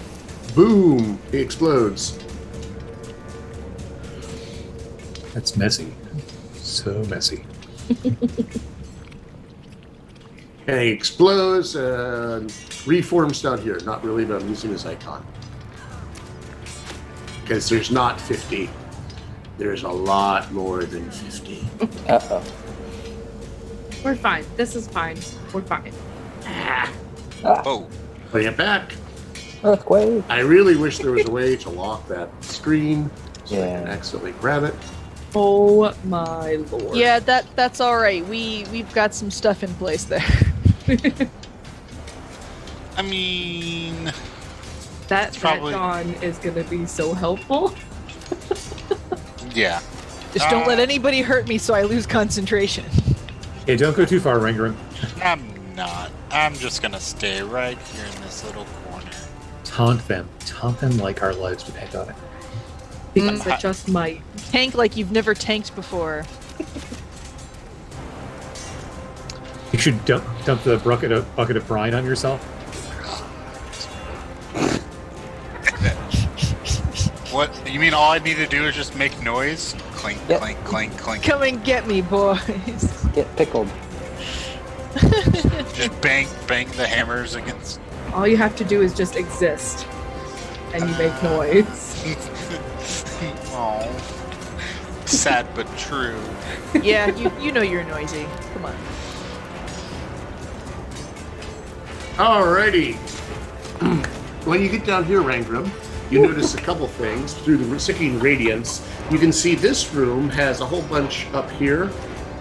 I guess you can't see my arrow, so I will do my... There's another 50 of them. Almost. I think more than 50. Alright, so up there are 2 guard chambers with 5 Grimlocks in it each. You notice that they were kind of keeping an eye on the tunnel that is in between. And there's a portcullis right here that is down. And these guys seem to have, there are all sorts of levers in this wall facing the tunnel. Right. Yep. They're gonna. So, also, I didn't have a time to draw in, but you notice on the back side of this particular room, wall, there is 2 ballista are loaded up right here and right there, pointing down the hallway. That looks like they can be operated from this side through complete total cover and shoot down and hit whoever's I knew it was too good to be true. Rangram's gonna say, whoever had the great idea to come this way was the smart guy. Oh. Alrighty. Your Sickening Radiance is a 14th level spell. Or, sorry, your 4th level spell. 14th? What the hell?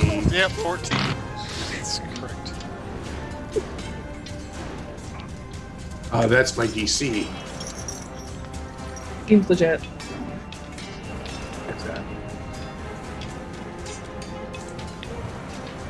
What? Come on. There it is. Found it. You spell. And coming from down in the various hallways, you hear chanting.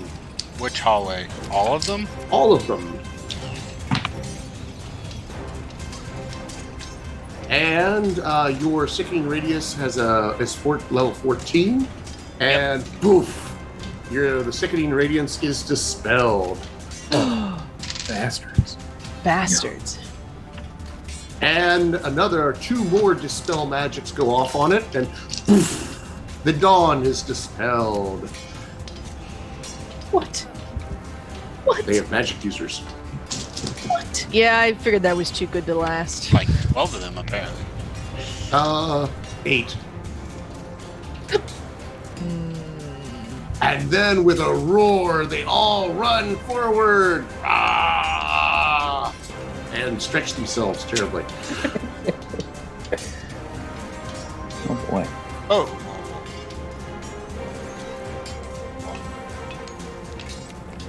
That is, they have like 40-foot movement? They're pretty fast. They're 30 feet. Whether or not they actually get an attack, we'll see. I might have to dash to get to you. And based upon how I couldn't hit the other one around the corner, it should just be the 6 or the 5 next to me. I'm gonna say only, let's see. I got another trick I can try if they'll group up. Nice. Oh, if that one's running by me, I'm gonna attack of opportunity on him. Sure, take your opportunity attack. What's the significance of the yellow oval again? He was just pointing out. Who Oh, he that's was just so looking you at. can see what I was talking Okay. about in there. Okay. Unless a 12 hits. A 12 hits.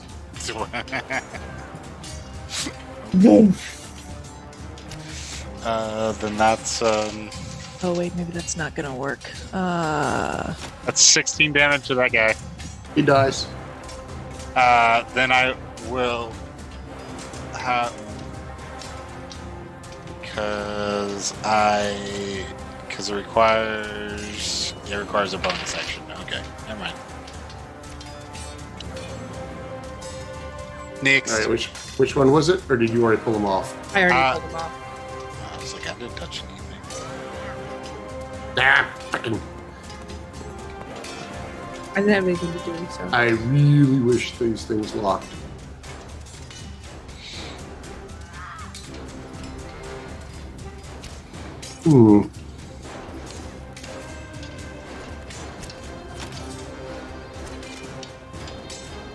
And then in the middle of it all, poof! Sphere of darkness slaps down on top of you. Oh boy. Oh yeah? Oh yeah, motherfucker? Two can play at this game.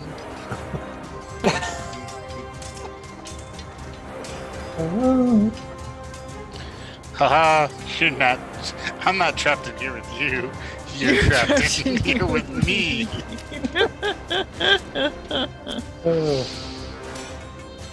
More of them come charging forth from all directions.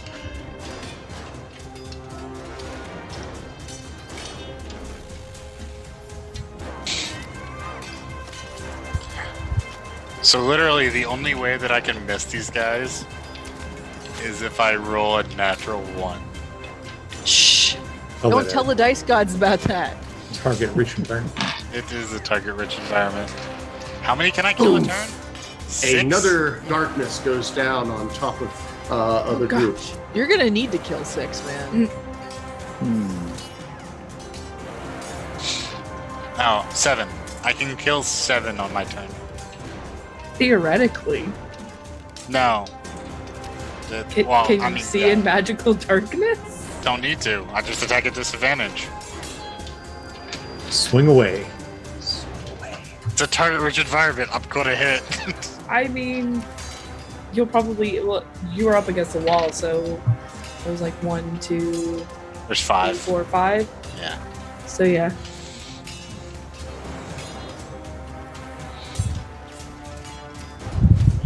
Stagander, It's me. you were able to see it beforehand. Fluttering in from the south bit, you saw a small creature. If you want to put it up, let's see here. It looks like creature slide number 2. It looks like a weird manta ray crossed with an octopus that just kind of dropped off the ceiling. And it's only about 2 feet across, though, and it just twirls there, and that's all you could see for a moment before darkness enveloped all of you. I'm certain that's bad news. Fun. Fun. All right, let's see how many I got underneath the Stagander down here. I got 5. All right, Stagander. 22 to hit. That'll hit. Ooh. No, sorry, my bad, not Stagander. My apologies. Rangram. Yep. Still gonna hit. Second one hits you. Do you have any reason why I would not be getting advantage from hitting you while you're in darkness? That's not a thing. Okay, you have many varied powers. So does a 16 hit you? No. Okay. Third attack misses as well. Fourth attack, 21. 7 damage. And last one is a crit, but it doesn't matter. 7 points of damage. So how many hit? 2. Okay. So a total of 14. Yep. Yeah, good. About you can hear the fop fop fop. Alrighty, and that is the end of the mass of Grimlocks howling and whirling, calling out as more of these boof, More darkness. boof, boof. It's not goes going to be off as useful everywhere. for them as they think. Well, actually, I should read up on what darkness actually is. Hello, darkness, my old friend. There is one among you that can see in darkness. In this type of In darkness, this specifically. magical darkness. Dark vision does not. Did I do that again? Dark vision does not work in magical darkness. But someone who has devil sight could see. Also, a lot of spells are going to require target you can see to operate. Yeah, some of them do. Others Others don't. We will discover which one of those are which. Quentin, it is now your turn. Okay, so this isn't an action, but a feature of being a hexblade. I channel into my connection to my patron, and the accursed specter. Basically, when See a all human, what's that? You can see all this because you're Quentin. Yes. When a humanoid is slain, I can cause it to rise as a specter under my control. So one of the ones near the center, near the wheel, I cause the specter to raise up, and I have it grab the wheel and spin it, and just kind of laugh maniacally, and lash out and attack one of the Grimlocks nearby. So Alright. I'm gonna try to cast Dawn again. Is that gonna change what you want to do? No, not at all. There's plenty out there. Okay. I don't care. He's a mook. So that is like an 18 to hit That hits. for 3d6 necrotic. It's like 10 necrotic damage. It's really more just to draw their attention and stuff. Oh, that kills it. Okay, so he's there doing that, and then I drop another Sickening Radiance. Hey, they all came back for more. Mm-hmm. All right, drop your Sickening Radiance on him. And boom, down it goes. We'll get to that in a second. Yep. We will then go to Delirus. Where'd my pen go? I had a pen. Well, if Sickening Radiance is gonna clear up all of that mess, then I'd rather use my turn dispelling one of the darknesses. I missed you both. My apology, and I'll come back to you. It's okay. I can't find my pen. I I'm was naked gonna- without it. I'm gonna hold my turn anyway. Yeah. So can we actually resolve the Sickening Radiance first?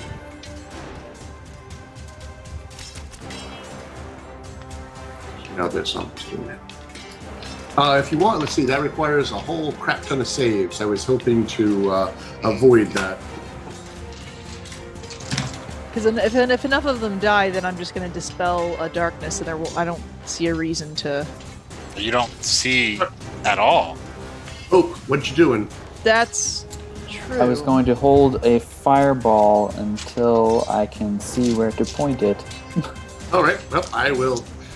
Well, no, because Let me make my Bob saves, has then. no, not Bob. Somebody who just spoke to me has a good point. I'm not going to be able to see anyway. Yeah. So you know what? You don't have to roll all those saves. I'm just going to drop another Dawn. Nice. Show them the sun, and it is sunlight, and because it's spell, I argue that it's magical light, and therefore it illuminates the darkness spell. Because darkness specifies non-magical light can't illuminate it, which then means magical light must be able to illuminate it. So, I think if it's a higher level than the darkness spell, and I don't think they cast darkness at level 5. yeah, I Nope. doubt that very much. I am persuaded. Yeah! All right, roll your damage. 21. All right. And that will blow out everything in the room. Boom! And again, the dark, except for the ones in the corner. Yep, but that's And the Sickening okay. Radius will do the rest.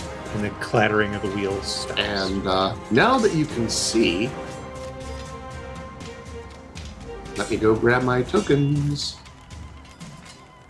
Wait, it's a good thing I got my sunglasses on today. Yeah. There's just this giant flash. You put in your sunglasses, and you like start to take them off, and then And the strobing daylight is just like. I didn't think I was gonna need these under here. I hope nobody has epilepsy. You just see Rangram over there just partying down. He's happy as a clam with all these things he can swing at. I'm Happy not your happy. This isn't happy.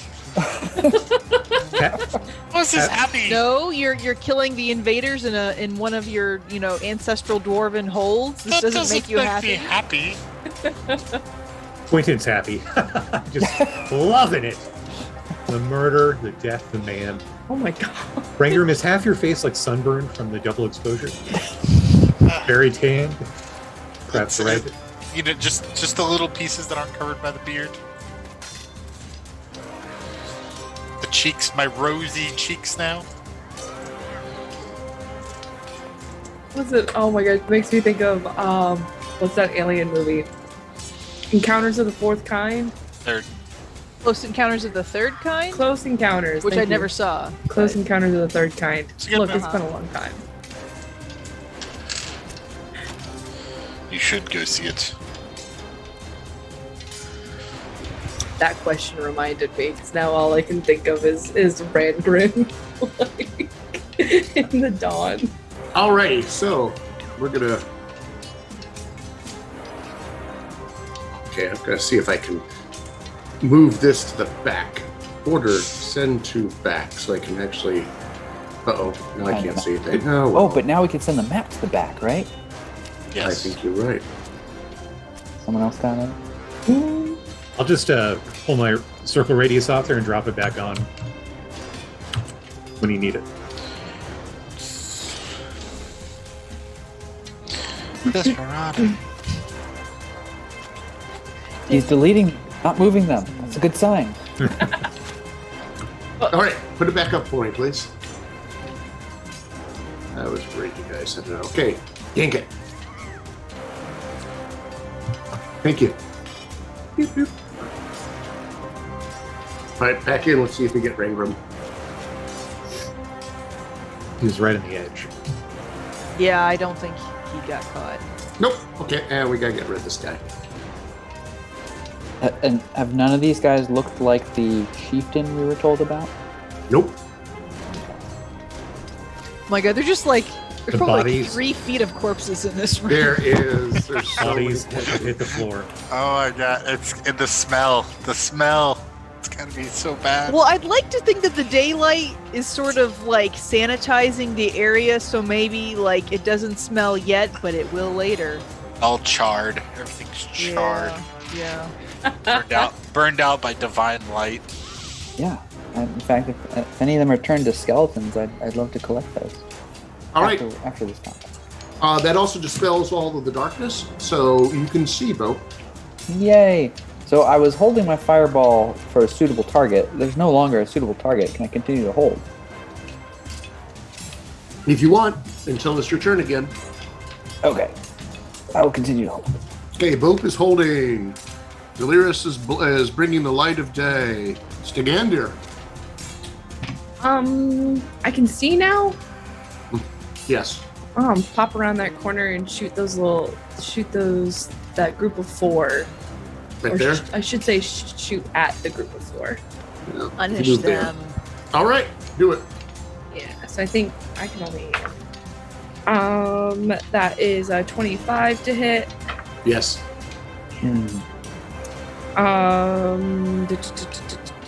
15 points of piercing damage. Ugh. And second one is a 24 to hit. Done. Yeah. That is 16 points of piercing damage. Anything else? More arrows? I think no. I can only shoot two arrows on my regular turn.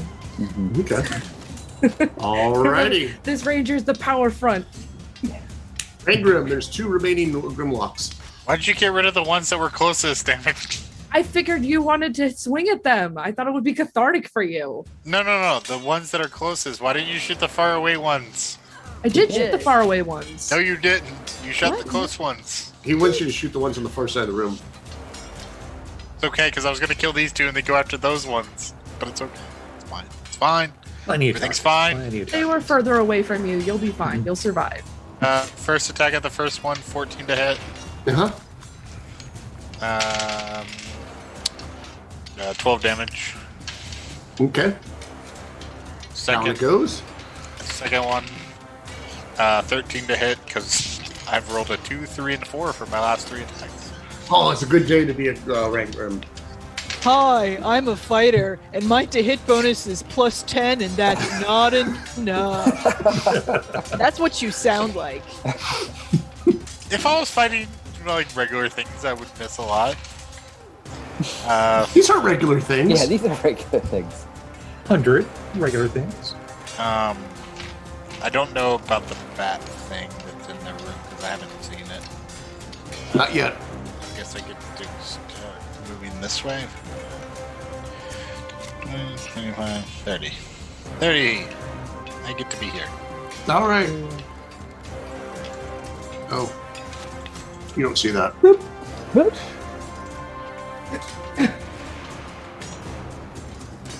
But you do see Actually, you do see the bat thing here.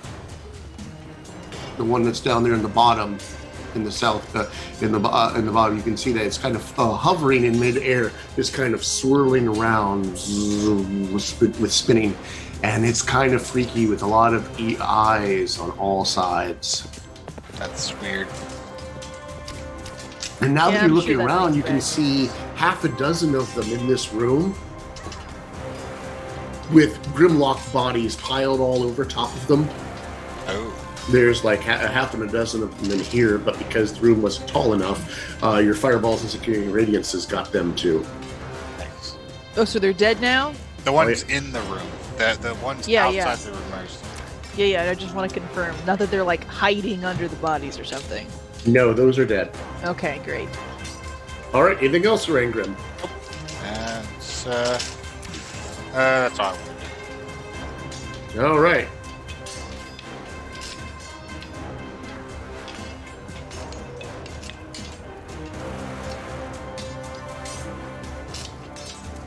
Run away. They run by you and scurry down those steps. And this one runs out of the room. Okay. Yeah, they better be terrified. I mean, I would be. Yes.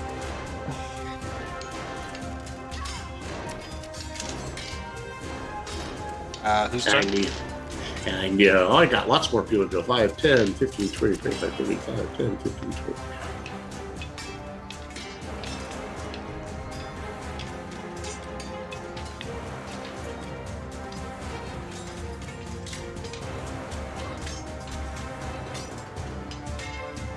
Oh, so the wingy things are running away too. I didn't realize that. What are they? Can't see them. I can see them. Nah. Go. Kapla. Carpla.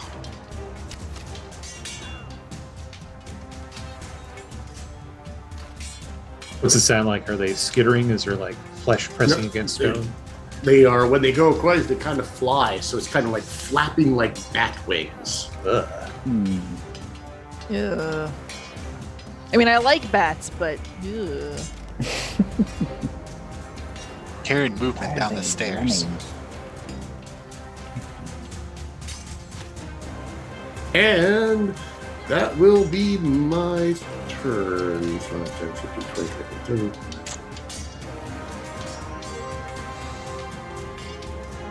And they are so tiny they can go through the portcullis.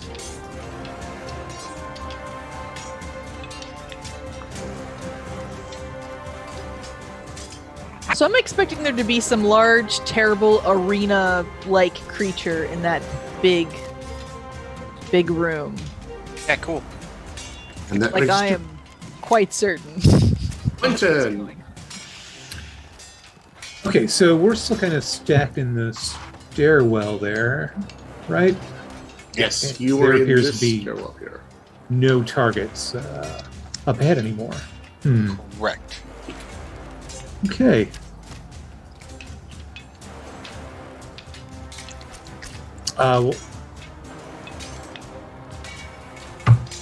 Is that highlighting where we're at on the map right now? Yeah, that's Is it what I'm oval? trying to get to go transparent. There we go. Oh, That's where you are. That's your the stairs up to the storeroom. yep. Okay. Can I move that to grab my mini? Alright. Alright, so I'm on my broom here, gonna kind of fly out to the edge. Still no line of sight to the guy in the southern room, right? That's correct. Alright, so Those stairs are going down, by the way. got it. So in order to have line of sight, you're going to have to be pretty much right in front of it, and then you're only going to have line of sight on the people directly to the right of the stairs. Pretty sure I probably had to bonus action dash there with the old broom. And can I see the guy in the room? Yes, you can see that one Grimlock that's scurrying away. Hex, blast. All right, trying to hit with the trusty Eldritch Blast. I got 3 of these to lance out. Number 1 Mm-hmm. That is 27 to hit for That hits. 9 force damage. But he lives. So, he lives, well, maybe not for long, as the second attack is a 14 to hit Mhm. for 8 force damage. And then Oh, we there he have- goes. And he falls to the ground. And, yeah, I guess I'm done since I have no more targets. All right. Oh, unfortunately, no target Yeah. shoot up. So my spell fizzles. Nope, you never and- cast it. Oh, excellent. Thank you. You I did will not initiate that casting. my way down the stairs with my 5, 10, 15, 20, 25. Are you on the carpet or? Oh, who am I with? On the carpet. Was there I I somebody mean, with me? I didn't think that there was enough room for us to actually take the flying carpet out. Inside this room would be kind of Okay. tight. Then I will walk. I think 25 feet gets me there, and I mean, I got one! I got one! You can make. Well, no, it's not gonna matter. yeah. I guess, okay, I will use my action to dash towards Quentin, kind of looking back and forth as I go, and I guess I do see some people down there, and I will keep running. Alright. Yep, I can get there, and that's my turn. Alrighty. Delirious. All right, so with my 30 feet, I can move there, and then I can look down the stairwell and see people there, right? Oh, yeah. Eyeless of Grimlock. Dawn! Yeah, I'm gonna move the dawn. Oh, you can just move it? Yeah, as a bonus That's action. amazing. Yes. As a bonus action. Yeah. Yes. Suck it, Moonbeam. So I don't want to catch any. I basically just want to sort of have it Yeah. at the stairwell. I don't want to catch any of us in it. So just move it. Well, can I? Is the Sickening Radiance still up? Yeah. Okay, well then I don't want to. Hold on, what about this?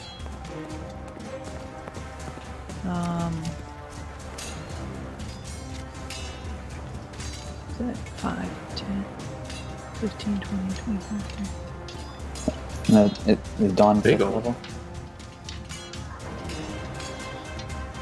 Oh, fourth. No, well, yeah, What? one more. No, it's fifth. Yeah, Dawn's fifth. Solid. Eh. It's hard to size this thing. It is. Seems good enough. Close enough. Yeah, whatever. Yeah, like You, like that. You see the spotlight like go. You're like, wait, where's this light coming from? yep. Nice. Righty, let me go look some things up real quick. Doo-doo-doo. All right.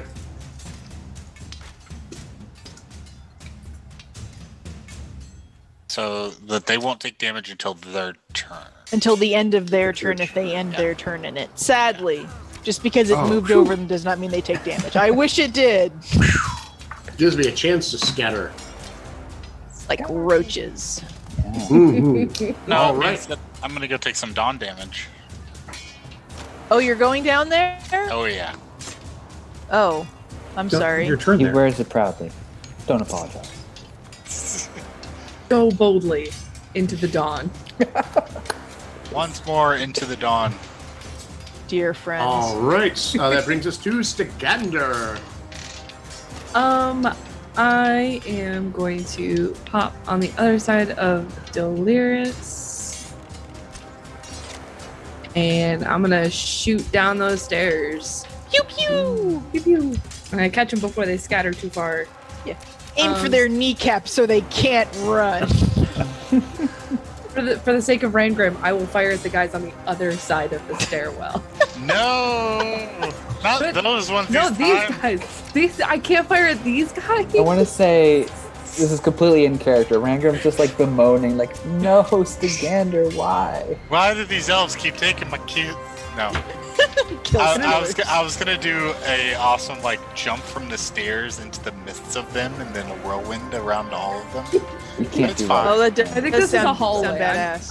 I'm not going to run into the dawn. No thanks. So I'm just gonna shoot at the guys at the bottom of the stairs then. It's fine. Whatever. Dirty Well- 20 for the first one. All right, you're gonna hit the ones at the bottom of the stairs. Yeah, I'm gonna hit the ones at the bottom of the stairs. All right, that kills it. Well, that hits it. Roll your damage. I'm pretty sure it's 17 points of damage. I'm pretty sure that kills Oh, down he goes. it. And second attack is gonna be a 25 to hit. So that is 14 points of damage. All right, that one falls. Blah, blah, down they go. And then I'm gonna make a go ahead random motion. After Like you. a little bow, like yeah, exactly after you.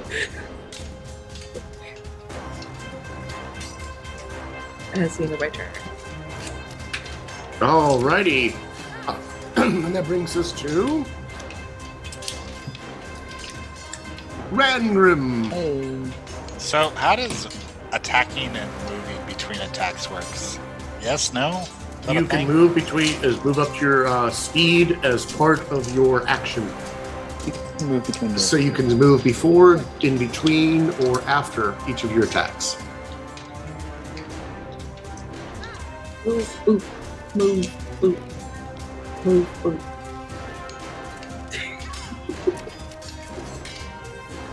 Okay. Actually, ends in half. But it goes down as fast. I'm assuming these runs are in these spots. So I will bonus action get big. Yep. Bonus action runic enlargement, and then first attack on the one in my bottom left hand corner.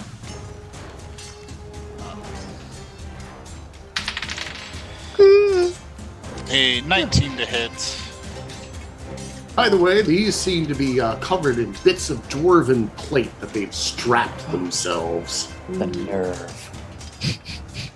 How dare. And but your attack hits. For 11 damage. All right, bam! He's still standing. A little Already toughy. a Tough. Second attack then. That is a 23 to hit. That also hits. For another 9 damage. And he's still standing. Huh. Okay. Third attack. It's a 20 to hit. That hits. For another 14 damage. That hits. 14 damage. Yeah, he's still up. Takes it again. Is he the only one wearing this armor? No, all of them are. Well, all these 6. And the actually, yeah, and the lad in the back is also wearing that sort of armor. This one right here. And this one is let me go see. Yep. Also wearing that sort of armor. So all of them are. With more than 40 points of health. Mm-hmm. Each. Well. Have you action surge yet? Nope, I have not. And you were hitting this one here, right? Far left? No, this one. I can't hit far left. Okay. I don't have reach. I should, but I don't.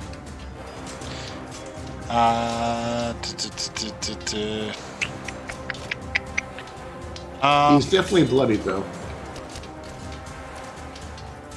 Boop. I guess that will be my turn. Alrighty. Their turn.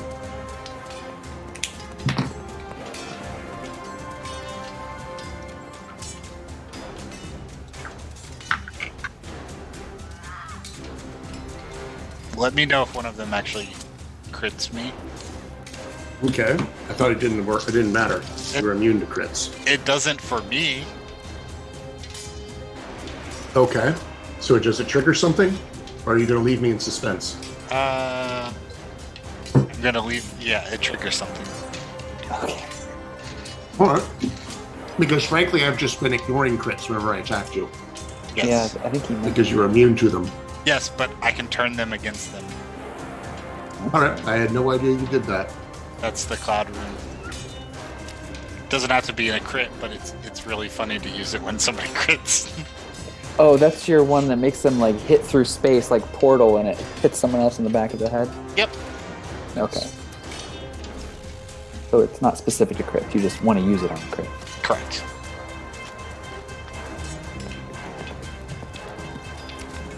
And another darkness goes off in this room. Oh, wait. We have a dawn up. I got to get rid of that first. Oh yeah. Alrighty. No. For this one right here, Delirious, do half damage on me, please.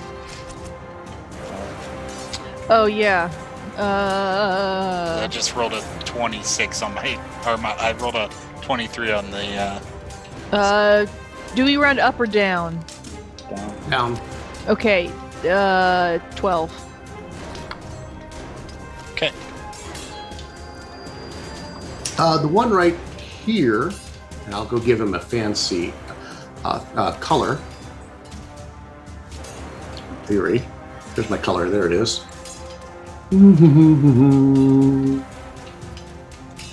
We'll give him green. Has around his neck a necklace that has 5 large garnets on it.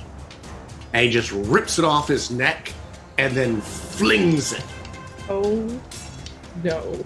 up the stairs, and it lands right over here. And a fireball explodes right over here. How do they know I can't make a save to save my life? So I need everyone there to make me a dexterity save. This is the moment for inspiration. Thank you. Oh, all you yes! fine oh, people. Yes. what does inspiration do again? I should use it now too. Before you roll. I was just a little too late. I rolled a 1, of course, so I fail. Yes. You have. I don't know how you do this. Like the worst rolling for saves. I don't know what to tell you. Timora's love is hard won, and sometimes I don't manage it. All right. If you made it, it is 16 on a save, 32 on a fail. Ugh. And if you're concentrating on a spell, I need you to make me a concentration check to maintain concentration. What is that again? You need to roll a 16 on your concentration, I will which is a react con save. and absorb Con elements save. as well. Okay. I got a 17. Huzzah! Dawn stays up. Yeah, Wow. rolled a 20 Not with expecting that. inspiration. Nice. Sickening Radiance stays up for what it's worth. Great. So I used. Alright, I used my inspiration. So. No. Boom! Darkness comes down on you all because you move the radiance Okay. with the dawn. Yep. Do I see who cast that? No. Nope, it was from this other room. If you want to know, it was this fellow right down here. That one. Oh, the bats are casting. The bats are casting. Yeah, somehow I suspected that. Oh. Huh. Stagander, you can make me a survival check if you want. I'll do that. Oh, I forgot that. Survival dirty 20. You have heard about these creatures. They're called dark mantles. And they are like relatives of the roper and the piercer and the lurker above. They're underdark hazard that are so capable of blending in with their environment that if they remain motionless, they are completely indistinguishable from a cave feature or even a spot of the ceiling. Wow. And No amount of perception will pick them up because they have the power of false appearance. And you believe that they what they love to do is they love to cast darkness on people, then drop on top of them and suffocate them. Yeah, that sounds just as awful as I was afraid they'd be. Yeah. Yep. Awesome. Alrighty. The guy down here that's purple moves up to right there. And then takes his spear that he has and throws it at Delirious. Cool! No. I am threatened, but this is a thrown weapon, not a ranged weapon. Does that have disadvantage on attack rolls? Because it's a thrown weapon, but not a ranged weapon. Like a bow. I think if you're still throwing it. I would still think so. Nope. You are at disadvantage. I have advantage to hit you because you are blind from the darkness that just went off on you. Oh, yes! Nat 20! I'm about to die, folks. Yikes. You take damage before? Yeah, I did. A fireball. I failed my save against a fireball because I'm incapable of making saves. We knew this. Oh, it's not that bad. And he hits you for 10, 11, I may as well not even have an armor class. 15 points of damage. Nobody ever misses me. 15! And make me another concentration check. I rolled a 1. And the dawn So goes dawn down. and fizzles. But there were people who ended their turn before that, maybe? Well, I haven't attacked Rangram yet. Well, Okay. I go as one big happy what about the family. guy who threw his amulet? Oh, yeah. Does he at least One get to be big punished happy for throwing a family. fireball at me? Yeah. Sure, I will let you get off on him.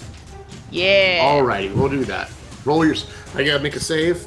Yes, a con save, DC 19. Aha, I made it. Ugh, and that was sucky damage too, only 13. So half of that, Six. 6. Fucker. 6. Ah! Get out of here, fly. Shoot. And he's ever so slightly hurt.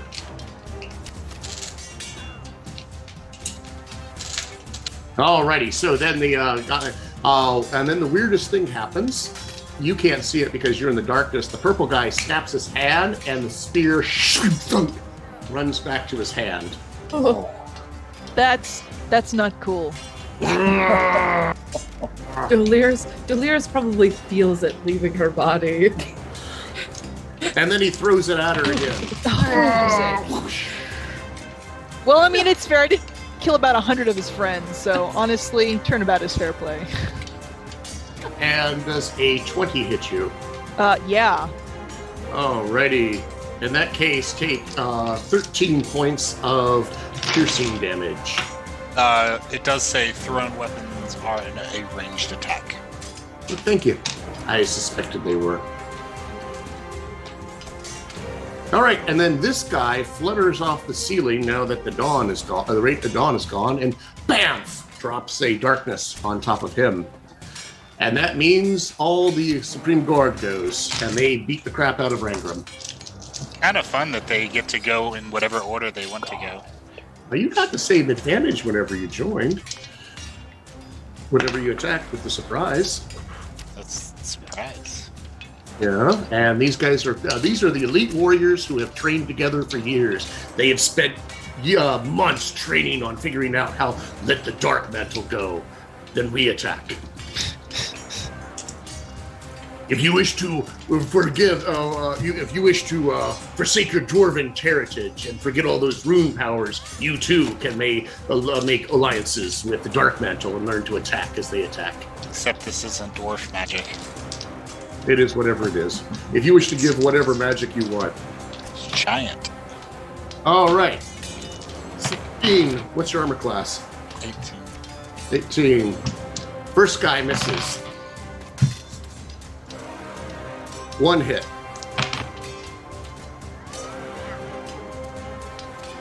Two hits. Fourth guy goes. 1 third hit. I get a crit.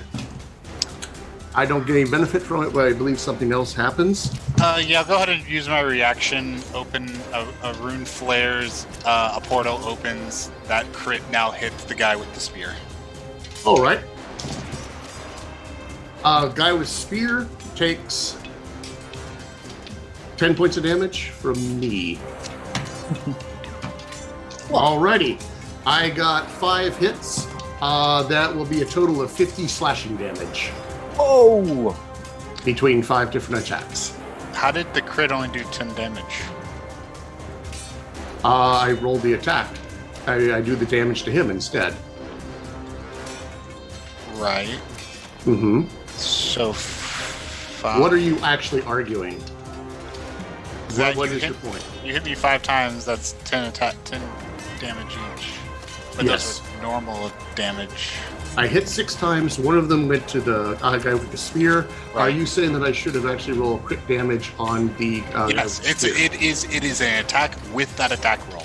Even No. though you are immune to the crits. That is your interpretation. Basically, because the attack doesn't actually hit me, it hits the target. Okay. No, it's because All right. I will roll the extra d12. I will do 2 additional points of damage. Excellent.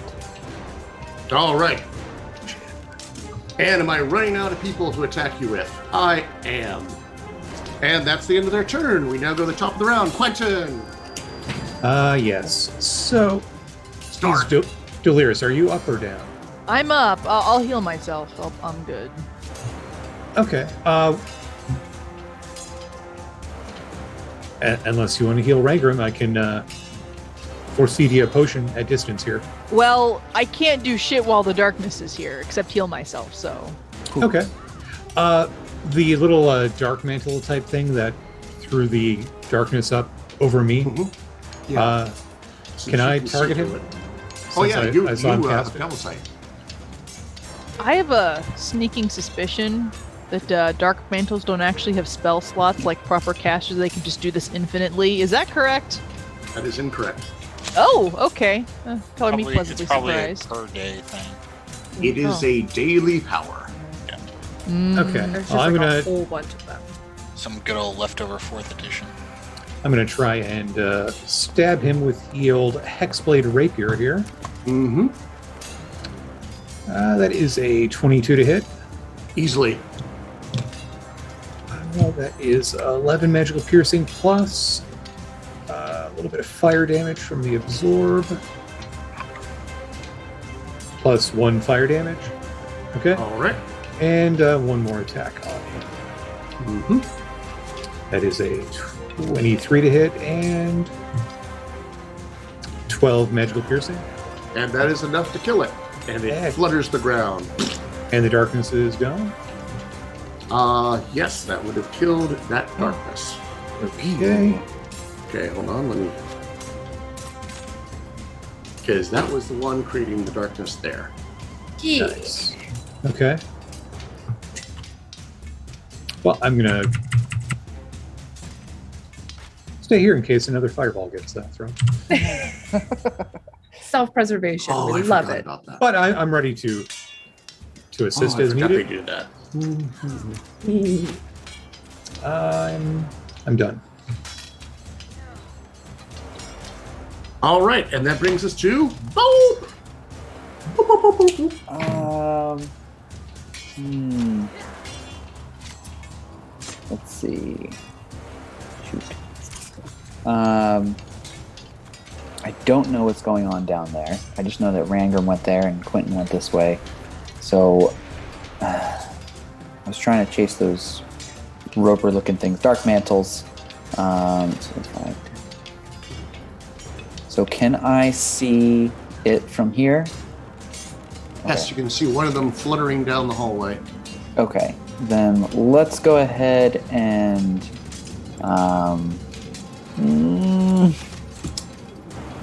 let's go ahead. Yeah, let's try. Oh gosh, I don't know anything about these creatures.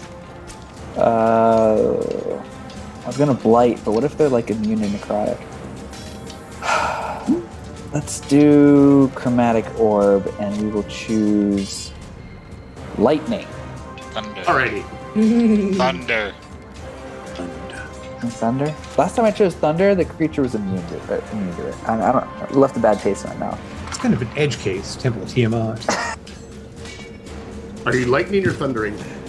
I'm gonna go with lightning. That's Yeah, what no, I said. think they're more likely to be vulnerable to lightning. Or All it's right. not immune. Yeah. I'm gonna do this at level. I'm gonna do it at level 3. No, Okay. level 4. I really want to take this thing out. So that is gonna be 68. Oh, that's too much. We'll do it at level 3. Okay. All right. First, I got to hit though. Okay. 13 on the die plus a lot. You hit. All right. Let's roll some d8s. Roll that bean footage. Yeah, unless tell me now if it's immune to lightning. Do It is not immune to lightning. Bring it. Okay. Bring the lightning. Okay. Oh my gosh, it's so good. It's so good. 10, 18, 25, 30 points. Nice. Boom! And all of its tendrils go out and then just and it sits there on the ground flopping. Suck it. And it's dead. It's a pleasure fighting by your side again, Bo. Anything else, Pope? If not, we're going to I Delirious. think that's my whole turn. Delirious and Stegander's next. Okay, did something happen to the darkness around me? Yes. Yeah, okay. Quentin killed the Dark Mantle creating it, but the Okay, one and then down that the one bottom of the made it stairs go is still away. there. Okay, Oh. okay. I'm going to cast a 4th level Cure Wounds on myself because ow. Then roll okay, 23. I can't also cast a cantrip, can I? A damage dealing cantrip? I think it's a bonus action. Yeah. Nope. it's- Which Nope. I don't think those exist. Oh yeah, that's right. Wait, healing hands. Does healing word, does that require That's a spell slot. to see? Oh, I can't. I can't. Oh, healing word. Yeah. You can basically just do one spell slot per turn. So you Okay, can- never mind then. Yep, it's a creature you can see of your choice. You can see, but you also cast a spell, Yeah. a major healing spell. All right, then I will not. And then I'm done. All right. That brings us to Stegander. Rangrim's next. Having seen Delirious heal herself, and since I can't really see anything on the field, Delirious, how are you looking, like health-wise? I got about half my health. I'm gonna take extra care of our cleric since I can't see anything, and I will cast a Cure Wounds on her at 3rd level. All right. And that is gonna be 14 points of healing. Thank you. Yeah, no problem. All right. That brings us to Rangrim. Rangrim, who's Yep. surrounded by bad guys. First bonus action to heal rune. They don't see anything, but we'll get tough. Will action surge to bonus action healing. Second win. Second wind on myself, because this is more about just staying alive and keeping people ooh, nice, max 21. Nice. That's Beautiful. solid. And then attacks. Let's see if I could. I'm going to swing in the direction of the one that I was hitting earlier. Sure. Like, You are hold at your disadvantage. Yep, 19 to hit. That hits. Just imagine you holding your hammer and then just spinning around in a circle. You'll hit something eventually. Yeah. Oh, that's, yeah, it's a target-rich environment here. Let's see. That is 23 damage. You hear a skull crunching under your hammer, and one of them drops.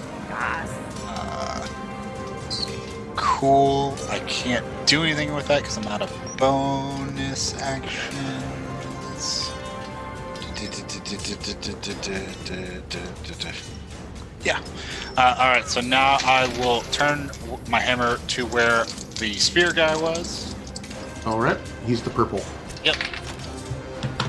That is a 20 and a 19. 29. Good. That hits. 4. 13 magic bludgeoning damage. And third attack, 16. At 16 also hits. Okay. On him. For 15 more. All right. Ah, he roars in pain and agony. Jeez. All right. Anything else? Nope, that's it. All righty. Moving back to... So I have reduction up at decent wounds. Let's see.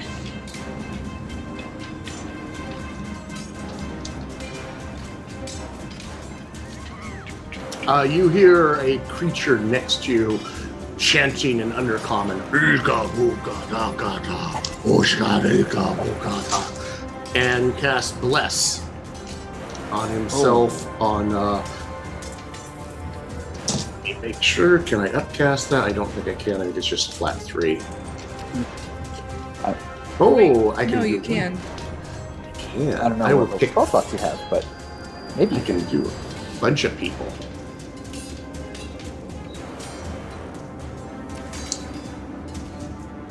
All right.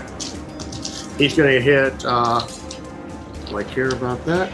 He's going to hit himself, the spear guy, and the 2 guys next to him. And we will give them little blue other circles to let us know that they are blessed. I don't know about you guys, but I underestimated these guys. Best. They're now They- blessed. The darkness is not helping. No. I think we're gonna have to go after those other squiddy guys. 1 hit. Number 2 missed. Or the second attack missed. Third attack will hit Rangram. Fourth attack will hit Rangram. So that's up to 3. Fifth attack will hit Rangram. No crits yet. That one will miss. It doesn't matter anyways. It's once per long rest. Uh-oh. Oh, now I see why you're arguing for the crit. Yeah. That should be a full-flown crit. Okay, I understand completely now. What's your armor class again? 18. Okay. That one hit because of the bless. Once per short rest. But still. And the spear guy hits you for a crit, which I ignore still, right? Right. But And- but I'm assuming the spear is. Oh no, it doesn't matter. It's all magic doesn't care. Alrighty. So there is 5 different hits on you Okay. from the normal guys, each doing 10 damage, so that's a total of 50 damage. Okay. So 25. And then the big guy hits you with his spear twice, which will do a total of 32 points of damage, 16 between the 2. And yeah, that's down. That's over 100 damage. So you're down? Yeah, I just took 112 damage. You hear someone shout at Undercommon, "Look like meat's back on the table, boys!" Oh no! Oh no! Clinton! Yes. Okay, so I'm on the old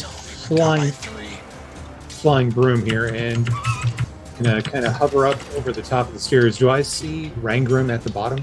No. Oh yeah. Of You the were with your dark vision? Yes, you can see everything. devil's side? Okay. I grab the potion of, I believe, superior healing that we picked up last time or the time before and send my, via bonus action, invisible hand, which Mm-hmm. lasts a minute, should have been up since the beginning of this, Mm-hmm. and pour it down his gullet. All I right, think I should roll have the healing. dispelled the darkness over there. Rangram, you want to roll? It's 84 plus 8. You want me to roll it? Whoever can get to the dice Rangram, you first. roll it. Rangram, you're healing. All right, so that's my bonus action. And do I see any of those little dark mantle type guys down there? You see this guy right there. Boop. They can't hide when they're activating their power. All right, let's drop some Eldritch Blast loving on him. Oh, yes. 3 attacks directed at him. Quentin. Dice. That is a 21 to hit. 4. Hits. 9 force damage. Next attack. 25 to hit. 4. Come on. 9 force damage. And the last attack. A 12 to hit. That go? Yes. Oh, okay. I 4 am an armor class of 11. for 4 force damage. So at a minimum, 3. And it was just what it needed. And the darkness goes away. And you see Rangram on the floor with Grimlocks beating on him with their big clubs. And then I just fly back a little bit. Okay. As long as they're not ripping his arms and legs off. Anything else, Quentin? That's everything but a reaction, so I'm good. All right. Oh, Delirious is Okay. next. So, man, I am too far. So I think my regular movement gets me here. So I will... Oh, gosh. Is the darkness still there, or did it dispel with the death of the... Dispels with the Okay, death. okay. So I don't know what's around the corner, so I'm going to use my action to keep dashing. If you have, I'm going to evoke through this rule, where you have one corner of your square that you can see around, Ooh. so you can basically poke your head around and see. Yeah, darkness is concentration, so I have to be able to concentrate. Oh, man. Okay. That changes things. What can I do? Light the spear guy. Like the what? The spear guy. Light him up. Okay. Fire it up. Yeah. Fire it up. Fire it up. I see someone that looks fancier with the spear. Mm-hmm. Uh, It's a big spear. It's got like a weird glyph on the head of it. The spearhead is like a foot long. And the spear itself is made out of some sort of strange wood you don't recognize. And it kind of smells of fish now that Rangram is close to it. Hey, look, you can draw a line to the purple guy. Yeah. I'm gonna roll the dice, right? That's what this game is all about. Yeah. That's I'd like for him to make a dex save. Oh, DC 17 as my 3 isn't going to make it. I pinch an acorn that I haven't used before, and as I do, there's just sort of this necromantic poof, and then a green beam shoots out in a straight line, Disintegrating me. disintegrating. Oh my god. Nice. Let's see. I should have gotten the dice ready, but I need 10d6. Sweet. Ooh. Okay. All right. Let's just do 5 at a time. How about that? We believe in you both. All right. So that is 9, 11, 16. Let's do it again. Okay, that's 20, 30, 37. So 37 plus 40. So, All right, that reduces him to 0. So not only does it kill him, but he completely turns to dust. everything you're And carrying except magical items. And, pity. Some of his treasure he was carrying turns to dust. Oh. But that spear falls to the ground, as does 2 potion bottles. That's my turn. And Delirious. Okay.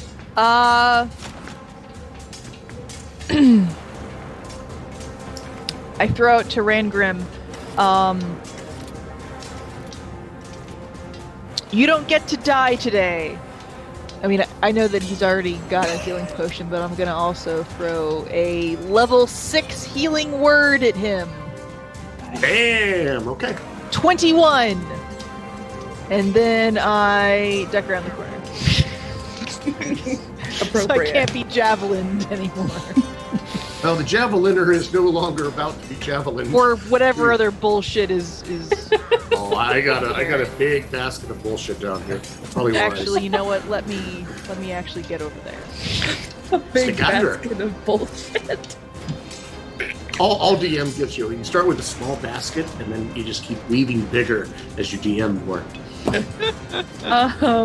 So I'm going to move to where Delirious was standing so I can get a better shot on these two, like that tealy guy and this green guy. The green guy is visibly concentrating on a spell. Oh, well then we're definitely shooting at him. Alright. Don't fail me now. That is going to be a 19 to hit. That will hit. Cool. That's 15 points of piercing damage. All right, he is still up. Stop being able to do math for a second. But 20. his spell goes down. Nice. 25 for the second. Also hits. That is gonna be 13 points of damage. Yeah, 13. All right, and the second one takes him out as well, and he hits the ground with a thud. Yes. That brings us to anything else? No, that is it for me. Rangram. All right. So having been, a little bit of potion dribble out of the mouth, and then feeling the empowered work, gets back up to one knee, looks up at them all, gets back up on the feet, and in all one smooth motion, and then are they? All five of them have armor, or just some? They all have armor. Okay. So then I'll start with you in front of me then, good sir. The one that was next between purple and green. It's the one to That the guy? right. Yep. All right, that one. So. And another natural 20 on the attack. Oh, All right. Yay.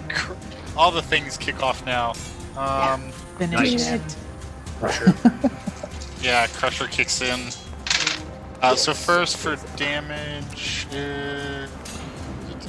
that's 18 damage from the first attack.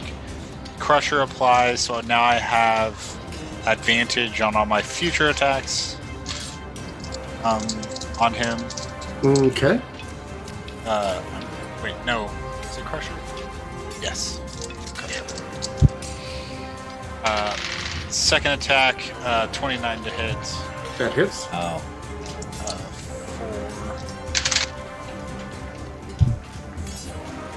For 17 more. All right. He's still up. Yep. You got another attack in there? Yep, I three attacks. Mm-hmm. Level 11. Which, well, there's another natural 20 on the advantage die. Wow. Which Nice. is going to be They had their chance to kill you, but you didn't stay dead. Keep on the crit train. Choo choo. Choo choo. 20 more damage. All right, and he falls down. Bonus action, another attack. It just never stops. From the Great Weapon Master kicking in. That one right there? Sure. Okay. That's only a 19 this time. That will hit. My armor class is 18. For 13 damage. Alrighty. Their turn.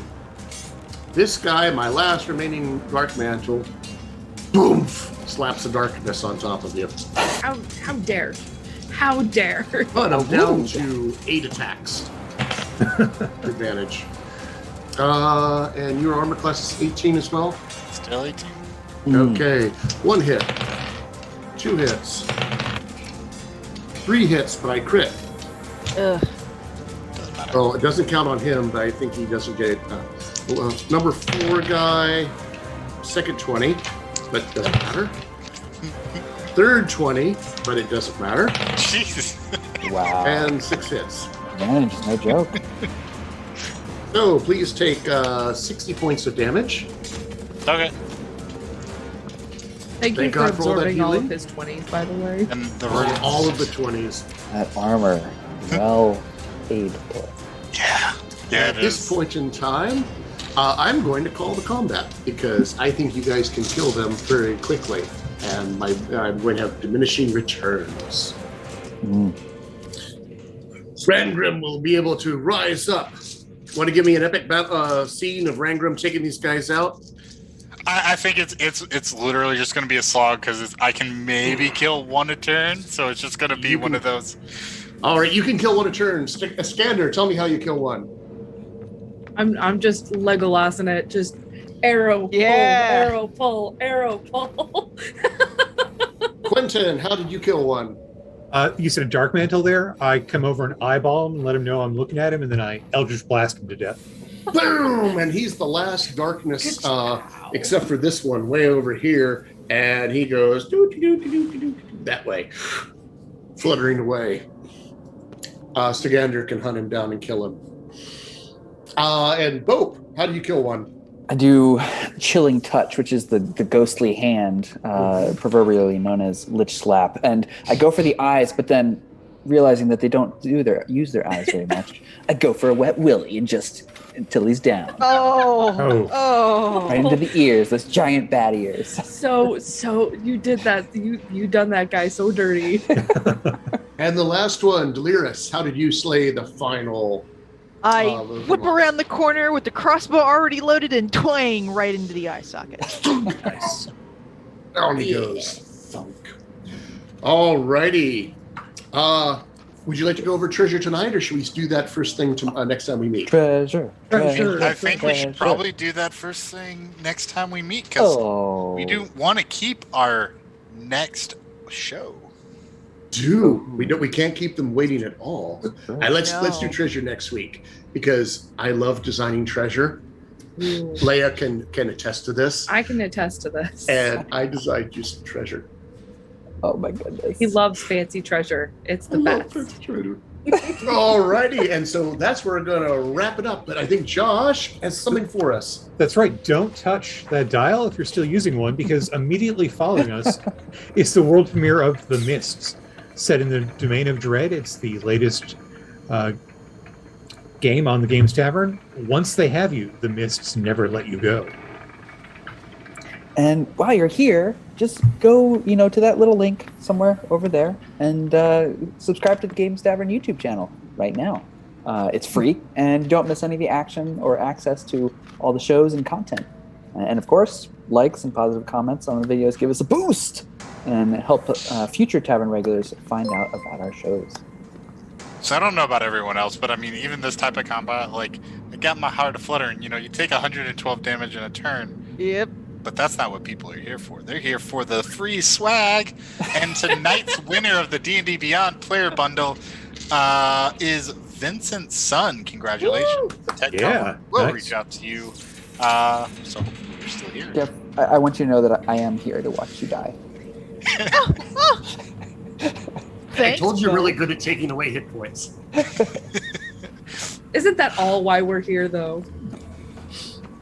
When did you guys start to hate Rangrim? No, we love it. We love him for being the damage soak. Oh, no, that's true. That is true. He takes it so we don't. Yep. I only probably took 200 something damage this game. Seriously. You jumped into the middle of the elite squadron of guards. I don't know what you're talking Unbeknownst about. to you. I don't know what you're talking about. We got to wrap this up. So, Michelle, do you have anything for us? Yes, I do. Go visit dndbeyond.com to check out their D&D support tools and capabilities for making your home games the best they can be with online and mobile support. All right. I had an amazing time with you guys tonight. I hope you enjoyed it. We're going to get to treasure and find out what secret means Snagger had to get you out of here. But until then, take care, everyone, and have fun with the amazing team bringing to you in the mists. Ooh.